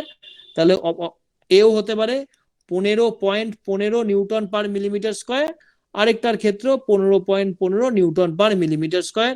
আবার ডি কত বলেছে? ডি বলেছে 21.5 নিউটন পার মিলিমিটার স্কোয়ার আর 21.5 নিউটন পার মিলিমিটার স্কোয়ার। দুটোই অপশন হতে পারে এখন পর্যন্ত যেটুকুন ইনফরমেশন আছে। তাহলে কোনটা রাইট অপশন হবে এই নিয়ে আলোচনা। দেখো একটা রিপোর্ট লিখেছে, একটা টেস্ট রিপোর্ট। হ্যাঁ, এটা তোমার খান্না MS চেট্টির বইয়ে পেয়ে যাবে এইটা, ঠিক আছে? দেখো ওপিসির আমার 3টে গ্রেড হয়। একটা হচ্ছে তোমার ওপিসি কি কি গ্রেড? একটা 33, একটা 43, একটা 53, 3টে গ্রেড হয়। 3 দিনের আমি স্ট্রেংথ মাপি, আমি 7 দিনের আমি স্ট্রেংথ মাপি, আর 28 দিনের স্ট্রেংথ মাপি। কবিতাটা মনে না রাখলে বাঁচার উপায় নেই। 16, 22, 33, 23, 33, 44, 27, 57, 53 একদম মনে রাখতেই হবে। 16, 22, 33, 23, 33, 43, 27, 37, 53 কি জিনিস? দেখো 16 হচ্ছে এর 3 দিনের স্ট্রেংথ, 22 হচ্ছে এর 7 দিনের স্ট্রেংথ, 33 হচ্ছে এর 28 দিনের স্ট্রেংথ। দেখো 33 এর ক্ষেত্রে কিন্তু 33ই আসছে, ঠিক আছে? 16, 22, 33। 43 এর ক্ষেত্রে দেখো শেষ 28 দিনের স্ট্রেংথটা কিন্তু 43ই আসছে, আর 53 ক্ষেত্রেও কিন্তু এই স্ট্রেংথটা 53ই আসছে। কবিতাটা মনে রাখতেই হবে। 16, 22, 33, তারপর দেখো কি করলো 23, 33, 43, তারপরটা কি হলো 27, 37, 53, এটা মনে রাখলাম। তাহলে আমি কদিনের স্ট্রেংথ মাপছি? আমি 7 দিনের স্ট্রেংথ মাপছি। আমি কোন গ্রেডের মাপছি? আমি মাপছি হচ্ছে, কিছুই তো বলে দেয়নি, কিছু না বলে দিলে আমি 33 গ্রেড মাপবো। তাহলে আমার 22 হচ্ছে 22 নিউটন পার মিলিমিটার স্কোয়ার। তাহলে আমার অপশন আমার দুটো রয়েছে এখানে, 15.15 আর 21.5, তো 21.5 নেই, আমি 22 আমার অ্যাকচুয়ালি অ্যান্সার, 22 নিউটন পার মিলিমিটার স্কোয়ার হয়, কিন্তু 22 অপশনে নেই বলে আমি 21.5 অ্যান্সার আমাকে করতে হবে। ক্লিয়ার হয়েছে?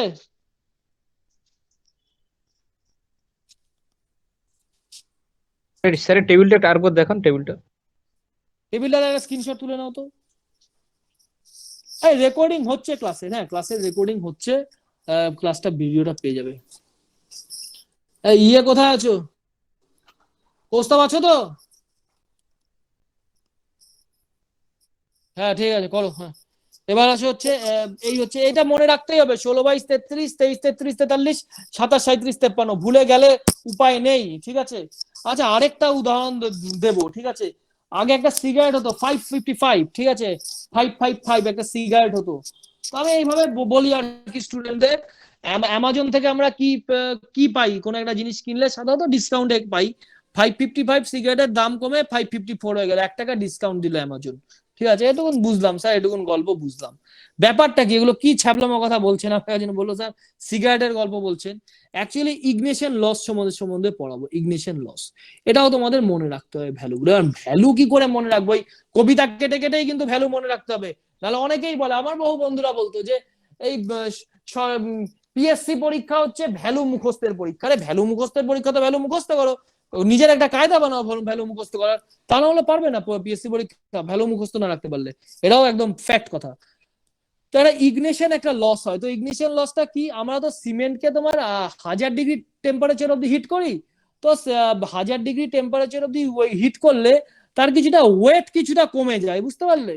তো যদি আমরা 33 গ্রেড নিই, তার ওয়েট কতটা কমে যায়, তার ওয়েট কমে যায় 5%। যদি আমরা 43 গ্রেড নিই, তাহলে তার ওয়েট কতটা কমে যায়, তার ওয়েটও কমে যায় 5%। আর যদি আমরা 53 গ্রেড ইউজ করি, তার ওয়েট আমাদের 4%। তো আমি কি মনে রাখলাম, 555 অ্যামাজন থেকে কিনছি, 1 টাকা দাম কমে গেল 554, এটা মনে রাখলাম। এটা হচ্ছে আমার ইগনিশন লসের ভ্যালু 554। আর এটা কত, 16 22 33 23 33 43 27 37 53, মনে রাখলাম। এবার 181 নম্বর কোশ্চেনে বলেছে, according to Indian standard the limit of loss, according to Indian standard the limit of loss on ignition for ordinary Portland cement, যখন কিছু বলে দেবে না আমি তখন 33 গ্রেড দেবো, তাহলে আমার লস কতটা হয় 33 গ্রেডে, বলো নিজেরা বলো। 5%। 5%। এবার আসো, হ্যাঁ হয়ে গেল। এবার হচ্ছে 182 নম্বর কোশ্চেন। 182 নম্বর কোশ্চেন আজকেই বললাম, for a constant water cement ratio decrease in aggregate cement ratio, বলেছি এটা পারবে? হ্যাঁ স্যার, এই ওয়ার্কিবিলিটি ইনক্রিজ করবে স্যার, ওয়ার্কিবিলিটি ইনক্রিজ করবে, হ্যাঁ ঠিক আছে, বলেছি একটু আগেই বলেছি এটা। এবার তারপরে বলেছে দা ওয়ার্কিবিলিটি অফ কংক্রিট ইনক্রিজ বাই, তারপরেরটা হয়েছে 184 হয়েছে। এবার আসে 185 নম্বর কোশ্চেন। নোটটা আরেকবার দেখাই, এই জন্য দেখো নোট কালকে আমি খুব সহানুভূতিশীল তাদের জন্য যারা চাকরি করে, আমিও বলছি সারাদিন অফিস করে পড়তে বসা যায় না, কিন্তু আমি নোটটা কালকে দেখতে বলেছিলাম, ঠিক আছে? বেশি সংখ্যক স্টুডেন্টকে তো রেডি করাতে হবে। যে ভাই ওই আমাকে আবিরের এক বন্ধু ফোন করেছিল যে স্যার আমার খুব অসুবিধা হয়ে যাচ্ছে, বললাম কি করবো বলো, আমাকে তুমি ভিডিওটা দেখে নাও, না পারলে কোনোভাবে আমার সঙ্গে কনসাল্ট করে নিও আর কি, ঠিক আছে? আর দেখো ওয়ার্কিবিলিটি আমি কি বলেছিলাম, ওয়ার্কিবিলিটি টেস্ট অফ ওয়ার্কিবিলিটি আমার কি কি রয়েছে, একটা স্লাম টেস্ট রয়েছে, একটা কম্প্যাক্টিং ফ্যাক্টর টেস্ট, একটা ফ্লো টেস্ট, একটা ভিবি টেস্ট। প্রত্যেকটা টেস্ট পই করে আমি পড়িয়েছি, ঠিক আছে? আবার আমি এটাও বলে দিয়েছি যে ভিবি টেস্ট কখন করবো, দেখো ভিবি টেস্টের জায়গাতে আসছি। ভিবি টেস্ট আমি কখন করব, যখন হচ্ছে লো ওয়ার্কিবিলিটি অফ কংক্রিট বা ভেরি লো ওয়ার্কিবিলিটি যখন খুব কম হবে তখন ভিবি টেস্ট করব। ভিবি টেস্টের প্রসিডিওরের ভিডিওটা দেখে নিও। তো কোশ্চেনে বলেছে which of the following workability test is most suitable for very low workability. Option এক চোখে মেরে দাও ভিবি টেস্ট, ঠিক আছে? আর কোনো উপায় নেই। এবার দেখো ভিবি টেস্ট বলেছিলাম, ভিবি টেস্টের ভ্যালু আর কম্প্যাক্টিং ফ্যাক্টর টেস্টের ভ্যালু কোশ্চেন নাম্বার 60 নম্বর কোশ্চেন যখন পড়িয়েছি তখনও বলেছি, আজকে আরেকবার শুনে নাও 60 নম্বর কোশ্চেনটা একবার বের করি কি লেখা আছে দেখো। 60 নম্বর কোশ্চেন, হ্যাঁ এখানেও বলেছি which of the following statement is incorrect, এখানেও বলেছি, আজকে আরেকবার বলবো। দেখো ভিবি টেস্ট সেকেন্ডে হয়, ঠিক আছে? ভিবি টেস্ট সেকেন্ডে হয়, আর কম্প্যাক্টিং ফ্যাক্টর টেস্ট হচ্ছে ভ্যালু হয় আর কি। তো ডিগ্রি অফ ওয়ার্কিবিলিটি আমাকে কি বলেছে, ভেরি লো, লো, মিডিয়াম আর হাই, এই চারটে আমাকে বলে দিয়েছে।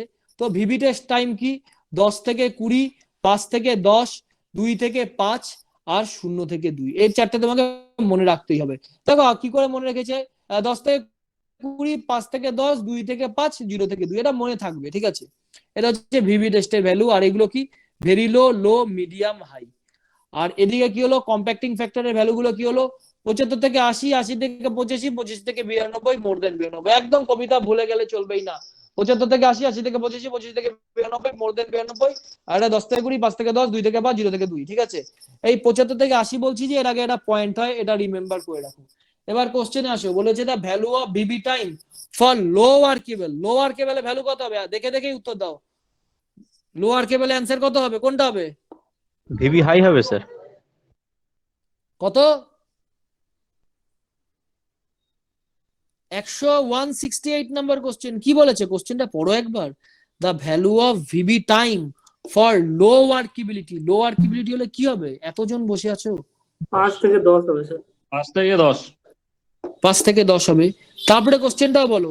The compacting factor for a concrete is 0.9, the workability তাহলে কত হবে? 0.9 যদি হয় তার ওয়ার্কিবিলিটি কত হবে, উত্তরটা বলো। মিডিয়াম হবে। 0.9 মানে মিডিয়াম হবে। Medium হবে, 0.9 স্যার। মানে কি? মিডিয়াম 0.9 মানে মিডিয়াম হবে, ঠিক আছে। 0.9 মানে এই রেঞ্জে, তাহলে মিডিয়াম হবে, ঠিক আছে। এই ইয়া আছে তো, তুমি তানিয়া, তুমি একটা স্ক্রিনশট নিয়ে নাও তো, এটা খুব ইম্পর্টেন্ট জায়গা, নিয়ে নাও তো একটা স্ক্রিনশট। হ্যাঁ, নিয়ে নিয়েছো? হ্যাঁ স্যার, নিয়ে নিয়েছি। ঠিক আছে। এবার আসো হচ্ছে according to Indian standard 189, according to Indian standard the increase in compressive strength for high aluminous. আচ্ছা আমি একটু বলি আগে, হ্যাঁ গল্পটা বলি। আচ্ছা অ্যালুমিনাস সিমেন্ট, দেখি আমি যে ইয়েটা রেখেছি কিনা, দাঁড়া 1 দেখি। অ্যালুমিনাস সিমেন্ট, না অ্যালুমিনাস সিমেন্টের পেজটা রাখিনি। ওই সিমেন্টের পড়ানোর ভিডিওতে দেখবে আমি অ্যালুমিনাস সিমেন্ট বলে একটা সিমেন্ট সম্বন্ধে পড়িয়েছিলাম। তো অ্যালুমিনাস সিমেন্টের কাজ কি, কার ভাই মনে আছে বলো তো? পড়েছো তো সবাই, আমি তো পড়তে বলেছিলাম। 189 নাম্বার কোশ্চেন, অ্যালুমিনাস সিমেন্টের কাজ কি বলো? অ্যালুমিনাস সিমেন্টের কাজ কি? ইনিশিয়াল সেটিং টাইমের জন্য তো দায়ী হচ্ছে অ্যালুমিনিয়াম। হ্যাঁ হয়। হ্যাঁ। আচ্ছা অ্যালুমিনাস সিমেন্ট হচ্ছে স্ট্রেংথটা তাড়াতাড়ি দিয়ে দেয়, ঠিক আছে। ইনিশিয়াল সেটিং, ঠিকই বলেছে, ইনিশিয়াল সেটিংটা অ্যালুমিনা সিমেন্টের জন্য দায়ী, ঠিক আছে। ইনিশিয়াল সেটিং হলে তো স্ট্রেংথও তাড়াতাড়ি দিয়ে দেবে, তার মানে স্ট্রেংথ হচ্ছে অ্যালুমিনা সিমেন্ট হচ্ছে তাড়াতাড়ি দিয়ে দেয়। স্ট্রেংথ হচ্ছে তাড়াতাড়ি দেয়, বাংলায় লিখে দিলাম, স্ট্রেংথ তাড়াতাড়ি দেয়। অ্যালুমিনা সিমেন্ট স্ট্রেংথ তাড়াতাড়ি দেয়, ঠিক আছে। আচ্ছা এই কোশ্চেনটাতে বলেছে কি, অ্যালুমিনাস সিমেন্টে যা স্ট্রেংথটা ও 28 দিনের মধ্যে দিয়ে দেবে, ঠিক আছে। 28 দিনের পরে আরো কোনো স্ট্রেংথ দেবে না। এবার কোশ্চেনটা আসো কি বলেছে, according to Indian standard the increase in the compressive strength for high aluminous cement, ঠিক আছে, অ্যাট 6 মান্থ, 6 মাসে তার স্ট্রেংথ কত? Beyond the 28 days compressive strength. দেখো অ্যালুমিনাস সিমেন্টের যা স্ট্রেংথ দেওয়ার, যদি M20 যদি অ্যালুমিনাস সিমেন্ট ইউজ করি, M20 তো ইউজ করি, M20 M30 যাই আমি জেনারেলি M30 ইউজ করি, M20 ইউজ করি না, এটা বলা, এটা কনফ্লিক্ট হয়ে যাচ্ছে কথাটা। M30 আমি অ্যালুমিনাস সিমেন্ট ইউজ করি, তার যে স্ট্রেংথ 30 নিউটন মিলিমিটার স্কয়ার, এর স্ট্রেংথ কত? 30 নিউটন পার মিলিমিটার স্কয়ার। এই স্ট্রেংথ তো 28 দিনেই দিয়ে দেবে, 28 দিনেই দিয়ে দেবে, ঠিক আছে। আমি মাস পর যদি টেস্ট করি, মান্থ পর যদি আমি করতেই পারি, আমার ল্যাবরেটরি আমি আছে, আমার কিউব, আমি 6 মাস পর স্ট্রেংথ করতে পারি, আমি 1 বছর পর টেস্ট করতে পারি, আমি 1 বছর পর টেস্ট করতে পারি, কে আমাকে আটকাবে? এখানে যদি 30 নিউটন পার মিলিমিটার স্কয়ার হয়, এখানেও হবে 30 নিউটন পার মিলিমিটার স্কয়ার, ঠিক আছে, এখানেও হবে 30 নিউটন পার মিলিমিটার স্কয়ার, কিচ্ছু বাড়বে না। এবার বলো স্যার যদি ওপিসি ইউজ করেন তাহলে কি গল্পটা হবে? আমি বললাম দেখো ভাই, ওপিসি ইউজ করলে আমি তোমাকে বলেছি যে 28 দিনে স্ট্রেংথ যে দেয় সে কে দেয়? ট্রাই ক্যালসিয়াম সিলিকেট দেয়, এই ইনিশিয়াল সেটিং এর জন্য দায়ী। আর ল্যাটারাল সেটিং এর জন্য কে দায়ী? ডাই ক্যালসিয়াম সিলিকেটও তো আছে, ফলে এই 6 মাসে তো কিছুটা স্ট্রেংথ বাড়বে। এখানে যদি হয় 30 নিউটন পার মিলিমিটার স্কয়ার, তাহলে এখানে 6 মাস পর হয়ে গেল হচ্ছে 30.5 নিউটন পার মিলিমিটার স্কয়ার, 30.5 নিউটন পার মিলিমিটার স্কয়ার। 1 বছর পর হয়ে গেল হচ্ছে 30.5, 31.5 না, এত বাড়ে না, হ্যাঁ, এটা হবে 30.5 নিউটন পার মিলিমিটার স্কয়ার, এটা হবে 30.7 নিউটন পার মিলিমিটার স্কয়ার। কিন্তু ইসে কি হচ্ছে, অ্যালুমিনা সিমেন্টে কি হচ্ছে, যা স্ট্রেন্থ দেওয়ার 30 দিনেই দিয়ে দিচ্ছে, সরি 28 দিনেই দিয়ে দিচ্ছে, 28 দিন পর আর কোনো স্ট্রেন্থ দিচ্ছে না। এবার উত্তরটা বলো কি হবে। বলেছে according to Indian standard the increase in the compressive strength for high alumina cement at 6 month beyond 28 days কত হবে? 0 0, ঠিক আছে। এবার 190 নম্বর কোশ্চেনটা বলেছি, ফর স্যাটিসফ্যাক্টরি ওয়ার্ক কি বলেছে, increase the aggregate cement ratio. আচ্ছা এগ্রিগেট সিমেন্ট রেশিও হলে বলো আমাকে একদম কবিতার মতন বলো, এগ্রিগেট বাড়লে ওয়ার্কিবিলিটি বাড়বে না কমবে? কমবে, এগ্রিগেট বাড়লে ওয়ার্কিবিলিটি কমবে। স্ট্রেংথ কি হবে? বাড়বে। স্ট্রেন্থ বাড়বে। ব্যাস, তাহলে অপশন হবে সি এটার। এই যেখানে ওয়ার্কিবিলিটি নেই বলে সি উত্তর হলো, ঠিক আছে। এবার আসে হচ্ছে 191 নম্বর কোশ্চেন। হ্যাঁ 191 নম্বর কোশ্চেনে বলেছে the minimum water cement ratio for full hydration. এটা আগেকার কোডে ছিল 0.36, এখনকার নতুন কোড পেজ নাম্বার, এটা হচ্ছে 191 নম্বর কোশ্চেন, 191 নম্বর, এটা 191 চলে যাবে হচ্ছে পেজ 20, পেজ চলে যাবে 20 আর টেবিল চলে যাবে 5, টেবিল চলে যাবে 5। আমি দেখাই একবার কোডটা, দাঁড়াও নিজের চোখে একবার দেখো, পেজ 20,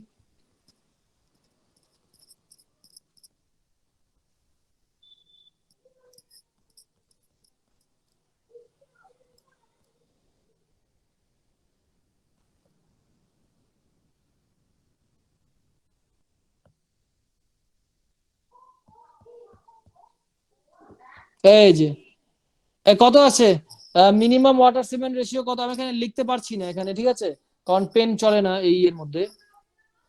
কত আছে মিনিমাম, এই দেখো এই কত দেখছো, প্লেন সিমেন্ট আর রিনফোর্স সিমেন্টের মধ্যে মিনিমাম ওয়াটার সিমেন্ট রেশিও কত লেখা আছে এখানে বলো? 0.4 লেখা আছে, বুঝতে 0.4 পারছো? তাহলে এখানে কি হবে, তাহলে এখানে 0.36 আর অ্যান্সার হবে না, 0.4 হবে, ঠিক আছে। এর সঙ্গে আরেকটা কোশ্চেন হয়, হ্যাঁ আরেকটা কোশ্চেন হয়, ওই কোশ্চেনটাও বলে দিচ্ছি। যে একটা জিনিস দেখো তো, ওয়াটার সিমেন্ট রেশিও যখন আমি ইয়ের ক্ষেত্রে একদম টপে চলে যাচ্ছি, টপে কোনটা আছে, টপে আছে হচ্ছে মাইল্ড, মাইল্ডের প্লেন কংক্রিটের সময় ওয়াটার সিমেন্ট রেশিও কত লেখা আছে, কত লেখা আছে? 0.6 স্যার। 0.6। আর আরসিসির ক্ষেত্রে কত লেখা আছে?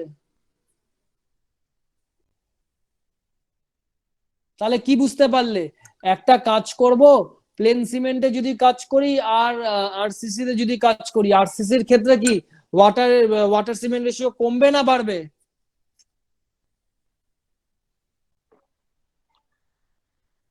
কমবে স্যার ওয়াটার সিমেন্ট। আরে বলতে পারছো না কেন, এগুলো কোনো কোশ্চেন হলো নাকি? এটা তোমার ওয়াটার সিমেন্ট রেশিও কি হবে, কমে যাবে তোমার ইয়ের ক্ষেত্রে, আরসিসির ক্ষেত্রে, কারণ এখানে তো লেখাই আছে প্লেন কংক্রিটের ক্ষেত্রে ওয়াটার সিমেন্ট রেশিও হচ্ছে 0.6 আর আরসিসির ক্ষেত্রে হচ্ছে 0.55, হয়ে গেল। এবার আসো কোশ্চেন নাম্বার 208। হ্যাঁ কোশ্চেন নাম্বার 208 বলেছে to ensure the durability for similar condition of exposure. Similar condition কি, এই mild, moderate, severe, very severe, extreme, এগুলোকে সিমিলার কন্ডিশন বল। এই এক একটাকে, মাইল্ড একটা কন্ডিশন, মডারেট একটা কন্ডিশন, সিভিয়ার একটা কন্ডিশন। তার মানে ধরো মাইল্ডকে আমি উদাহরণ হিসেবে নিচ্ছি। বলেছে for ensure durability of similar condition to exposure, mild আছে, water cement ratio in reinforced concrete as compare to plain concrete. কি হবে রিইনফোর্সড কংক্রিটের, কি হবে, বেশি না কম? কম হবে। কম হবে, ঠিক আছে। এই হয়ে গেল আমার এই কোশ্চেনটা হয়ে গেল। এবার আসে হচ্ছে 192, 192 নম্বর কোশ্চেন। দেখো 192 নম্বর কোশ্চেনটাও কিন্তু আমি সব নোটে দেওয়া আছে, কিন্তু আমি এয়ার এন্ট্রেনমেন্ট অ্যাডমিক্সচার পড়িয়েছিলাম, তখন আমি এটা আলোচনা করেছি। এয়ার এন্ট্রেনমেন্ট মানে কি, একটা কংক্রিটিং করছি, যে ভুলে গেছো ভালো করে শোনো, একটা কংক্রিটিং করছি, কংক্রিটিং এর মধ্যে যে ভয়েড গুলো রয়েছে সেই ভয়েডের মধ্যে এয়ার থেকে গেল, এই হচ্ছে এয়ার এন্ট্রেনমেন্ট। আচ্ছা এয়ার যদি থেকে যায় তাহলে ভাই কি হবে, থাকা উচিত কার, থাকা উচিত হয় সিমেন্টের বা পাথরের বা বালির, থেকে কে যাচ্ছে, এয়ার থাকছে। তাহলে কি হবে, স্ট্রেংথ কমে যাবে। এয়ার কি কোনো স্ট্রেংথ দেয় না স্যার, এয়ার কোনো স্ট্রেংথ দেয় না, তাহলে স্ট্রেংথ কমে যাবে। আর কি হবে, তোমার ডেনসিটি কমে যাবে, ঠিক আছে, ডেনসিটি কমে যাবে, কারণ মাস কমে যাবে। তো ডেনসিটি মানে কি, মাস বাই ভলিউম, ভলিউম তো কনস্ট্যান্ট, ঠিক আছে। একটা কিউব ধরো রয়েছে 150 ইন্টু 150 ইন্টু 150, কিউবের সাইজ, কিউবের আমার সাইজ কত, কিউবের সাইজ হচ্ছে 150 ইন্টু 150 ইন্টু 150, ভলিউম তো সমান, তার মাস তো কমে গেল, মাস তো কমে গেল, ঠিক আছে। মাস বলতে ওজন হিসাবে চিন্তা করো, জাস্ট ওজন, মাস তো কমে গেল, কারণ যে যেখানে থাকা উচিত পাথরের, পাথরের জায়গায় রয়েছে এয়ার, এয়ারের আর কি ওজন আছে, মাস কমে গেল, ঠিক আছে। তাহলে আমার কি হলো, আমি বুঝতে পারলাম স্যার তার স্ট্রেংথ কমলো আর তার ডেনসিটি কমলো, ঠিক আছে, এই দুটো বুঝতে পারলাম। আর কি হবে, এই কথাটা মনে রাখো, এয়ার এন্ট্রেনমেন্ট পড়ানোর সময় আমি এখানেও বলেছি, দেখো লেখাই আছে, দেখো লিখে রেখেছি, দেখো এয়ার এন্ট্রেনমেন্ট রিডিউস দ্য স্ট্রেংথ, কারণ এয়ার কোন রকম স্ট্রেংথ ক্যারি করে না, ঠিক আছে। অপটিমাম ডোজ ইজ রিকোয়ার্ড, এটা অন্য কথা হলো, এটা এই কোশ্চেনের সঙ্গে রিলেটেড না, কোন রকম স্ট্রেংথ ক্যারি করে না, এই জন্য তার স্ট্রেংথ কমে গেল আর ডেনসিটি কমে গেল, এই দুটো পয়েন্ট তো বুঝলাম।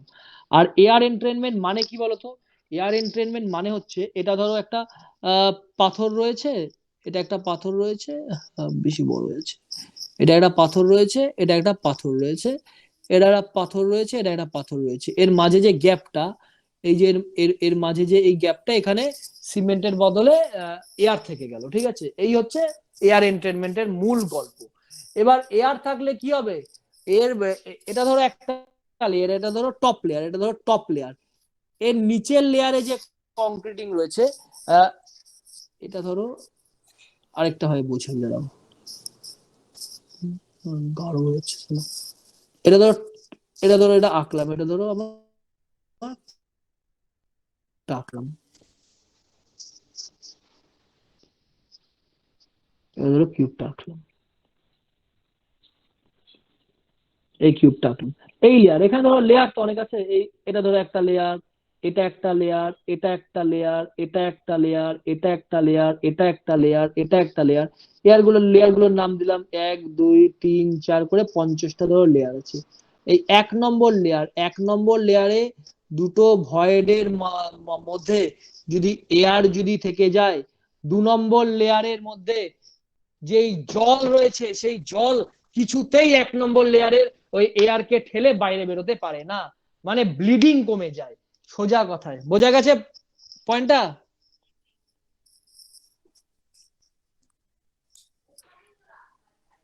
এটা আরেকবার বলবেন?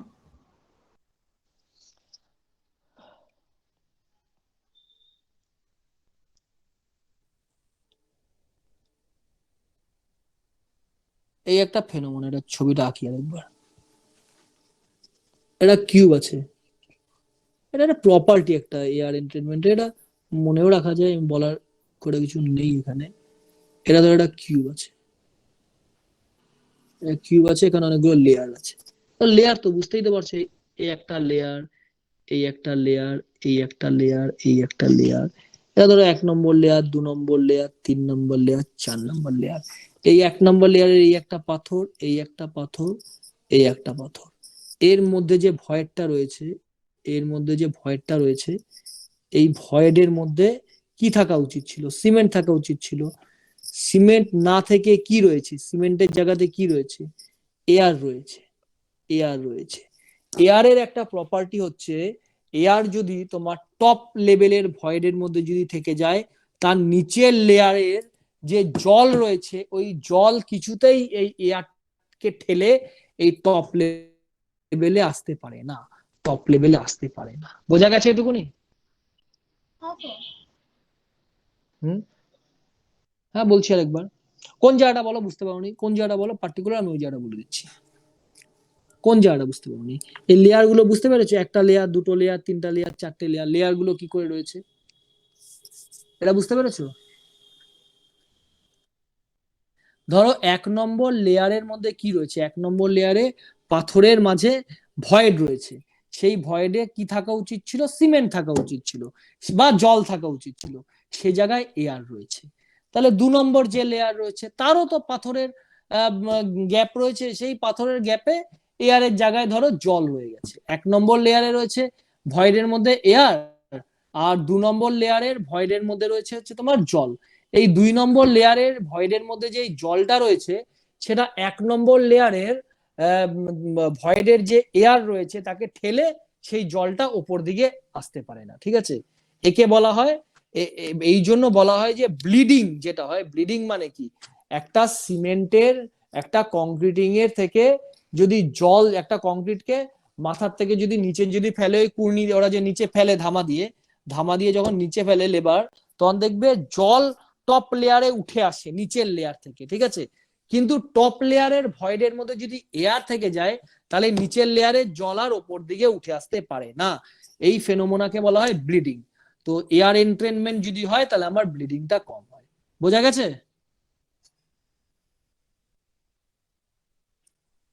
হ্যাঁ স্যার বোঝা গেছে। ঠিক আছে।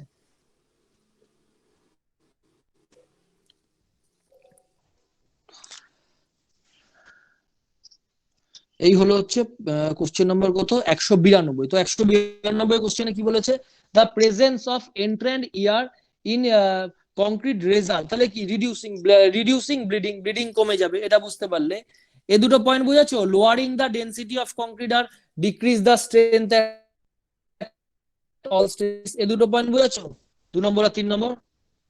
হ্যাঁ স্যার আপনি বললেন তো। হ্যাঁ ঠিক আছে। আচ্ছা দেখো 193 নম্বর কোশ্চেন বলে দিয়েছি। 194 কোশ্চেন কি বলেছে, ক্যালসিয়াম ক্লোরাইড, ঠিক আছে। হ্যাঁ 194 নম্বর কোশ্চেন, আমাকে একটু বলো তো, এটাতে আবার এই পুরোনো চার্টে চলে যাই। এখান দিয়ে বাবু বহু কোশ্চেন আসবে, এই চারটা নাম ভুলে গেলে আজকে যে কটা জায়গা পড়ালাম প্রত্যেকটা জায়গা ইম্পর্টেন্ট, এই চারটাতে চলে যাই। এটা খুব ইম্পর্টেন্ট জায়গা, খুব ইম্পর্টেন্ট জায়গা। একটু মুছি, একটু ক্লিয়ার করি ওকে একটু। তোমরা উত্তর দেবে, আমার যেটুকুন চেঁচানোর আমি চেঁচিয়ে নিয়েছি।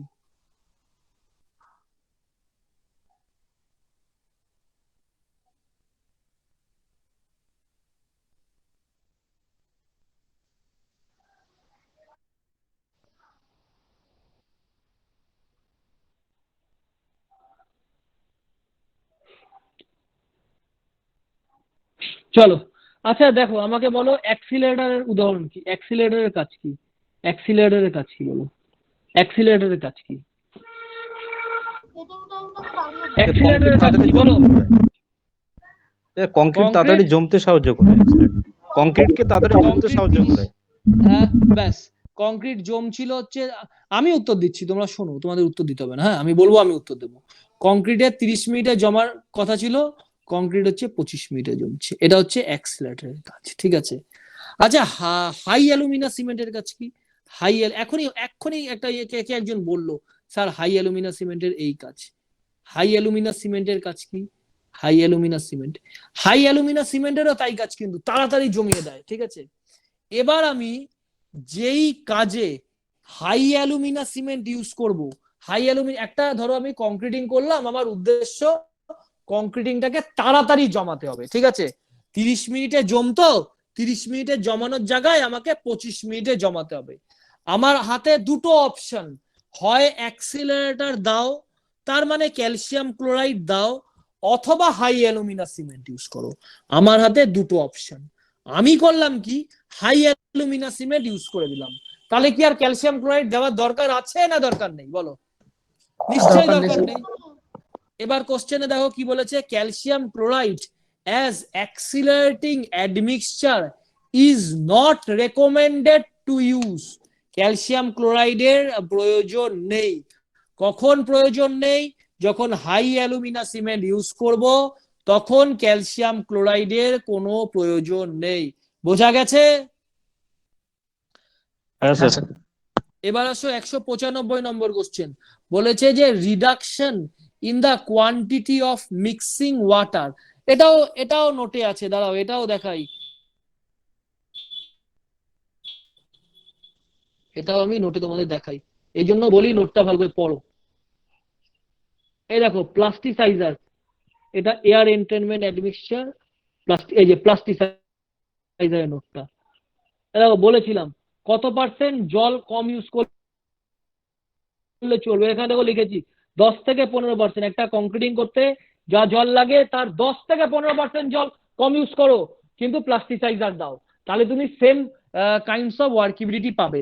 195 নম্বর কোশ্চেনে কি বলেছে? Reduction in the quantity of mixing water which is possible by use of plasticiser and admixture varies from. তার মানে কত পার্সেন্ট কমাতে পারি, কত পার্সেন্ট জলের ইউজ করতে পারি?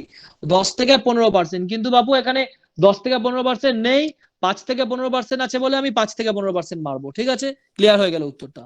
এবার আসি 197 নম্বর কোশ্চেন। 196 পড়াবো না, 197 নম্বর কোশ্চেনও বলে দিয়েছি অলরেডি। দেখো, আচ্ছা সুগার যদি ইউজ করি তাহলে কতক্ষণ এগোয় সেটিং টাইম? বলো, 4 hours. শুনলে তো একবার? 4 ঘন্টা। হ্যাঁ 4 ঘন্টা স্যার, 4 ঘন্টা। 4 ঘন্টায়। দেখো নোটে এখানে লেখাও আছে, এই যে সুগার যদি ইউজ করি তাহলে আমার যে তাড়াতাড়ি কতটা ইয়ে হবে, 4 ঘন্টা আমার জমানো পিছিয়ে যেতে পারে। তো কোশ্চেনে বলেছে addition of sugar in concrete result in increasing the setting time by 4 hour. Clear হলো উত্তরটা। ঠিক আছে, এবার আসে 198 number question. In concrete mix design allowance for, আচ্ছা অ্যালাউয়েন্স ফর বাকলিং মানে কি বলতো? বাকলিং এটা তো সবাই জানি, এটা ছোট করে দুটো কথা বলি। হ্যাঁ, আমরা তো সবাই জানি যে বালুতে মানে স্যান্ডে যদি জল পড়ে তাহলে স্যান্ডের ভলিউম বেড়ে যায়। ঠিক আছে, ভলিউম বেড়ে যায়, কিন্তু ওয়েট কিন্তু বাড়ে না। হ্যাঁ, ওয়েটটা বাড়ে না, ভলিউমটা বেড়ে যায়। বাল্কিং অফ স্যান্ড আমি মনে হয় আলোচনা করিনি। বাল্কিং অফ স্যান্ড বিশাল আলোচনা করতে হবে বিল্ডিং মেটেরিয়ালে। তো এটা জানে, এটা বেশিরভাগ লোকই জানে। তো বাল্কিং অফ স্যান্ড যে এফেক্ট, বাল্কিং অফ স্যান্ড মানে ভলিউমটা বেড়ে যায়।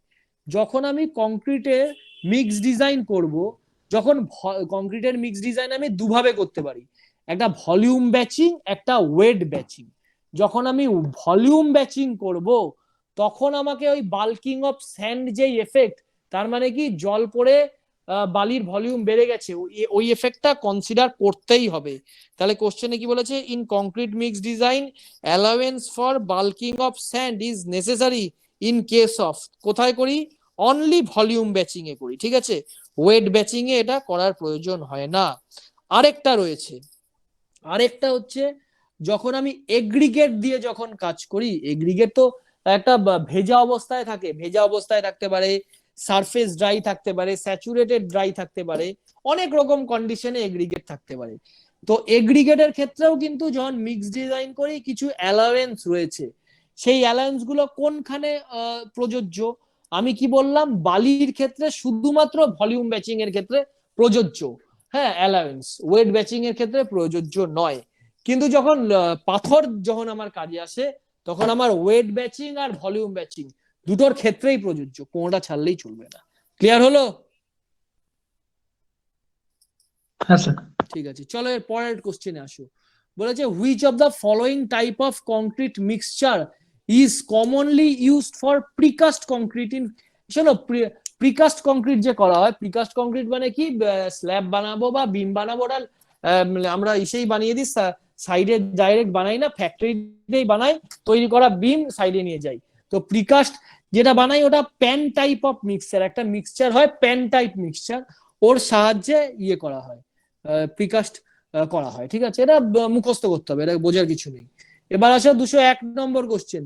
বলেছে stream curing is not recommended. এবার এটাও তো ভাই এটাও একটু আগেই বললাম, ঠিক আছে? স্ট্রিম কিউরিং, স্ট্রিম মানে কি? স্ট্রিম কিউরিং কখন করি? দাঁড়াও এটাও একটু লিখে লিখে বোঝাই। আমি স্ট্রিম কিউরিং কখন করব? আমি স্ট্রিম কিউরিং কখন করব? আমি স্ট্রিম কিউরিং করব কোল্ড কান্ট্রিতে। আমি কোল্ড কান্ট্রিতে আমি স্ট্রিম কিউরিং করব। কেন কোল্ড কান্ট্রিতে স্ট্রিম কিউরিং করব? উত্তর দিল স্যার আমার যে ইয়েটা কংক্রিটিংটা যা করছি সেই কংক্রিটিংটা আমার তাড়াতাড়ি জমতে হবে, র্যাপিড হার্ডেনিং। সেই কংক্রিটটাকে আমাকে র্যাপিড হার্ডেনিং করতে হবে, হার্ডেনিং করতে হবে, এই জন্য আমি স্ট্রিম কিউরিং করব। গরম জল দিয়ে স্ট্রিম কিউরিং করতে হয়। হ্যাঁ, এটা একদম কান খুলে মনে রাখো, স্ট্রিম কিউরিং করতে গেলে আমার র্যাপিড হার্ডেনিং, তাড়াতাড়ি সিমেন্টটা জমে যায়। আর আমার র্যাপিড হার্ডেনিং সিমেন্টের কাজ কি রে ভাই?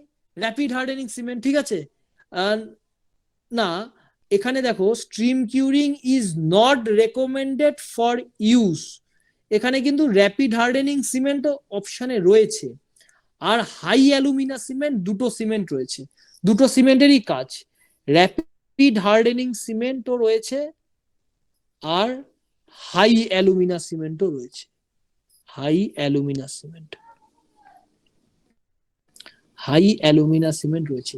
র্যাপিড হার্ডেনিং সিমেন্ট আর হাই অ্যালুমিনা সিমেন্ট এই দুটোরও কাজ হচ্ছে তাড়াতাড়ি জমিয়ে দেওয়া, ঠিক আছে?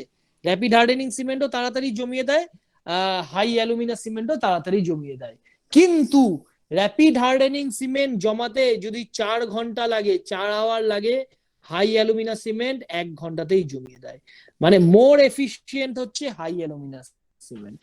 এবার আমার স্ট্রিম কিউরিং এরও যা কাজ তাড়াতাড়ি জমানো, আর র্যাপিড হার্ডেনিং এরও তাই কাজ তাড়াতাড়ি জমানো, তাহলে আমি যদি স্ট্রিম কিউরিং করি তাহলে কি আমার র্যাপিড হার্ডেনিং সিমেন্ট দরকার আছে না দরকার নেই?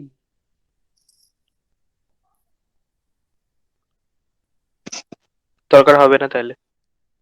দরকার হবে না, তাহলে যদি আমি স্ট্রিম কিউরিং করি তাহলে আমার র্যাপিড হার্ডেনিং সিমেন্টের দরকার হবে না। কোশ্চেনে বলেছে stream curing is not recommended, stream curing কখন আমার দরকার নেই, কোশ্চেন একটু অন্যভাবে বলেছে, স্ট্রিম কিউরিং আমার কখন দরকার নেই, যদি আমি হাই অ্যালুমিনা সিমেন্ট ইউজ করি তাহলে আমার আর স্ট্রিম কিউরিং দরকার নেই। অপশনের উত্তর হয়ে গেল।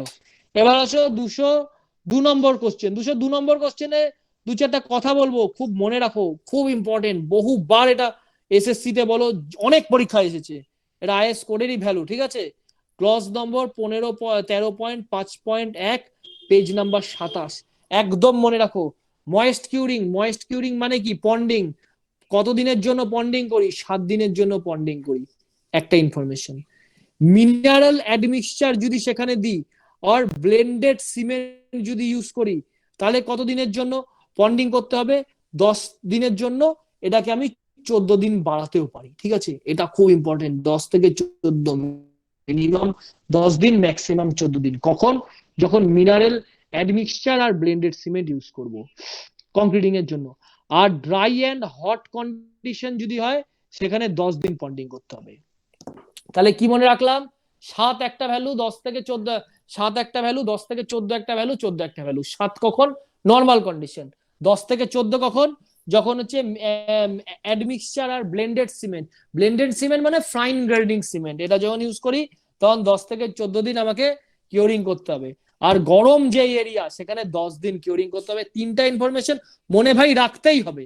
বলেছে অ্যাকর্ডিং টু আইএস 1978 বলেছে, কিন্তু 2000 এও একই ভ্যালু আছে। মিনিমাম কিউরিং কত হবে? অ্যান্সারটা কত হবে? এটা নর্মাল কন্ডিশন বলেছে, তাহলে অ্যান্সার কি হবে এটার? 7 days হবে। 7 সেভেন্টি ডে আনসার হবে, হবে। 7 ডে অ্যান্সার হবে। তাহলে বোঝা গেছে 202 এ। দেখো না এটা কোথায় আছে বইয়ের মধ্যে, কোডটা দেখিয়ে দিচ্ছি একবার। এটা আছে পেজ 27।